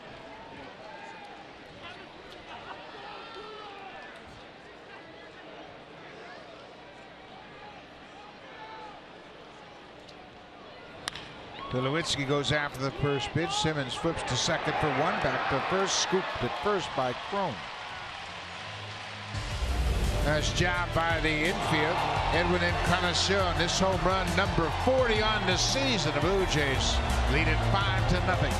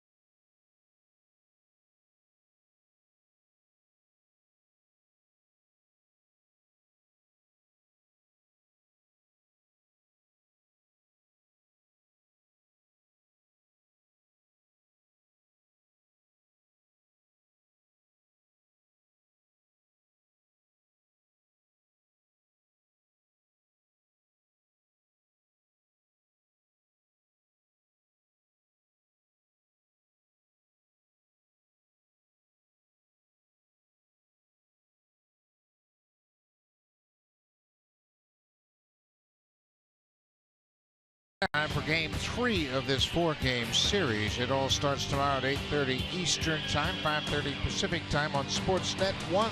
It'll be Francisco Liriano going to the mound, opposed by Ricky Nolasco for the Angels. The third game of the 4-game series. That's Justin Smoke taking over defensively at first base for Edwin Encarnacion, and Ezequiel Carrera came on as a pinch runner. He now takes over in right field defensively.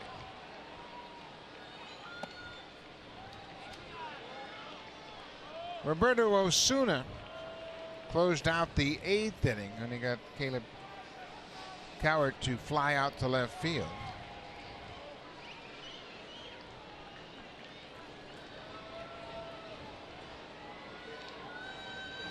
That's 2 nights in a row that Roberto's pitching the 9th inning with a 5-run lead, thanks to the Blue Jays offense in the 9th. But it will be a save situation as he came in with the score 2-0. It'll be a save for Osuna if he can close out the Angels here in the 9th.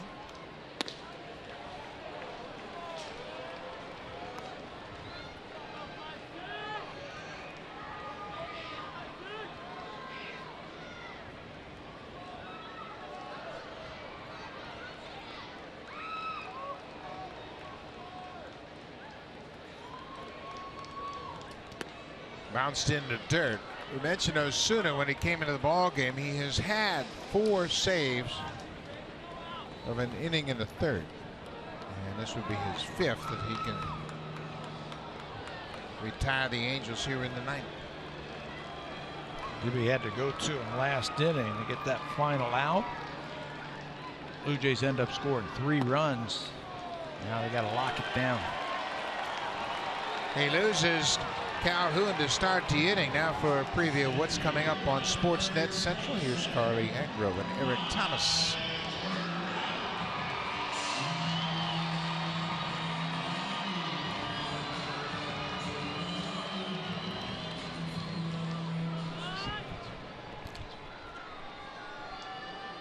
Thank you very much. That's all coming up right after the game, so make sure you stay tuned and join Carly Agro and Eric Thomas right after this ball game. This is Mike Trout, who's 2 for 4 tonight.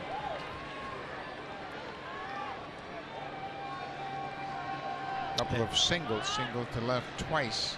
This is what you should come to the ballpark and want to see. Power pitcher versus a power hitter. 2 of the best right here. He's only faced him 1 time in his career. Of course, the Angels took 2 of 3 from the Blue Jays in August at Rogers Center. There's a high fly ball to center. It's going to stay in the yard. Kevin Pillar calls it, makes the catch. Trout's retired.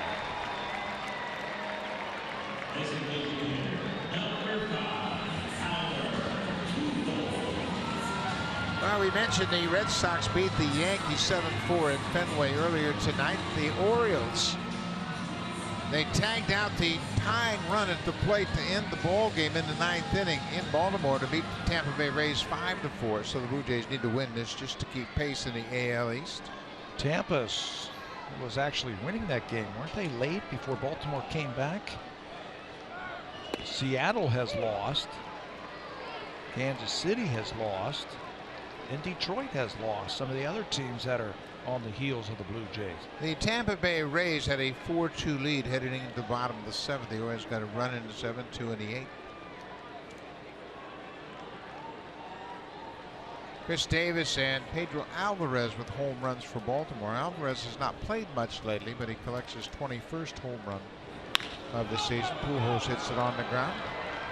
Tulowitzki will throw to first for the 2nd out of the inning. Well, we got to mention how well R.A. Dickey pitched in his start tonight. He is looking at the win. Dickey went 5 innings plus 2 batters. He shut out the Angels on 7 hits, walked 1, and struck out 5. For Dickey, it'll be his 10th win of the season. His battery mate, Josh Tolley, had 2 hits while he was in the game tonight. He was 2 for 2. And that'll be the first win for R.A. since he beat L.A. back in August. Carrera over near the fence, Bounce out of play. Looked like the fan leaned over, and Correa may have bumped into that fan as the fan was coming down the stairs. Watch right at the end here as a fan in a black outfit comes over. Did they bang heads? They certainly banged into each other. Correa's okay, obviously. 2 outs now. C.J. Cron behind 0-1. Fouls it straight back in our direction. So the Angels down to their final strike. Jay's trying to make it 2 in a row to start this road trip.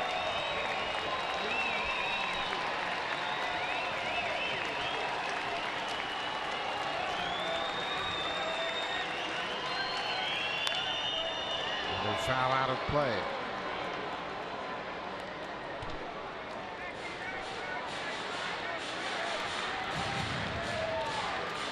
Osuna looking for his 33rd save of the season.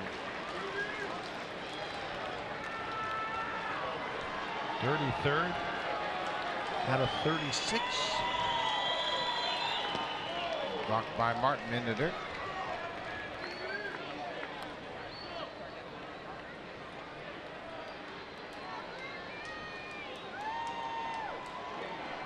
Dickey hadn't pitched in 10 days, and he did a great job of keeping himself sharp. He was staked to a 2-0 lead by Troy Tulowitzki's 2-run home run in the 4th, and the bullpen took it from there. Run stays alive. Joe Biagini, Joaquin Benoit, Jason Grilli, now Roberto Osuna. They have allowed just 1 hit. Yeah, once again, bullpen has come in, slammed the door shut, giving RA a chance to win that game.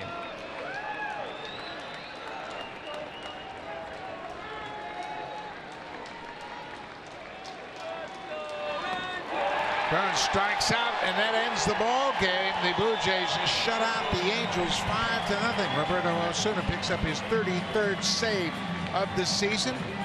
Home runs by Tulowitzki and Encarnacion, and Josh Donaldson again on base 3 times tonight. Had an RBI in the 9th with a sac fly. Yeah, the pitching, first of all, you talk about that. Dickey, Biagini, Benoit, Grilli, and Osuna. They only have 1, 2, 3 innings, so they pitched in and out of trouble all night long, but they left 13 runners on base and pitched well enough to let the offense come back with some big runs late in the ball game, and they win this one by 5 runs just like last night. They take the first 2 games in this big 4-game series. We'll be right back here tomorrow night for Game 3 of this 4-game series. The Blue Jays win it 5-0. Thanks for watching. Stay tuned. Here's Sportsnet Central, Carly Agro and Eric Thomas.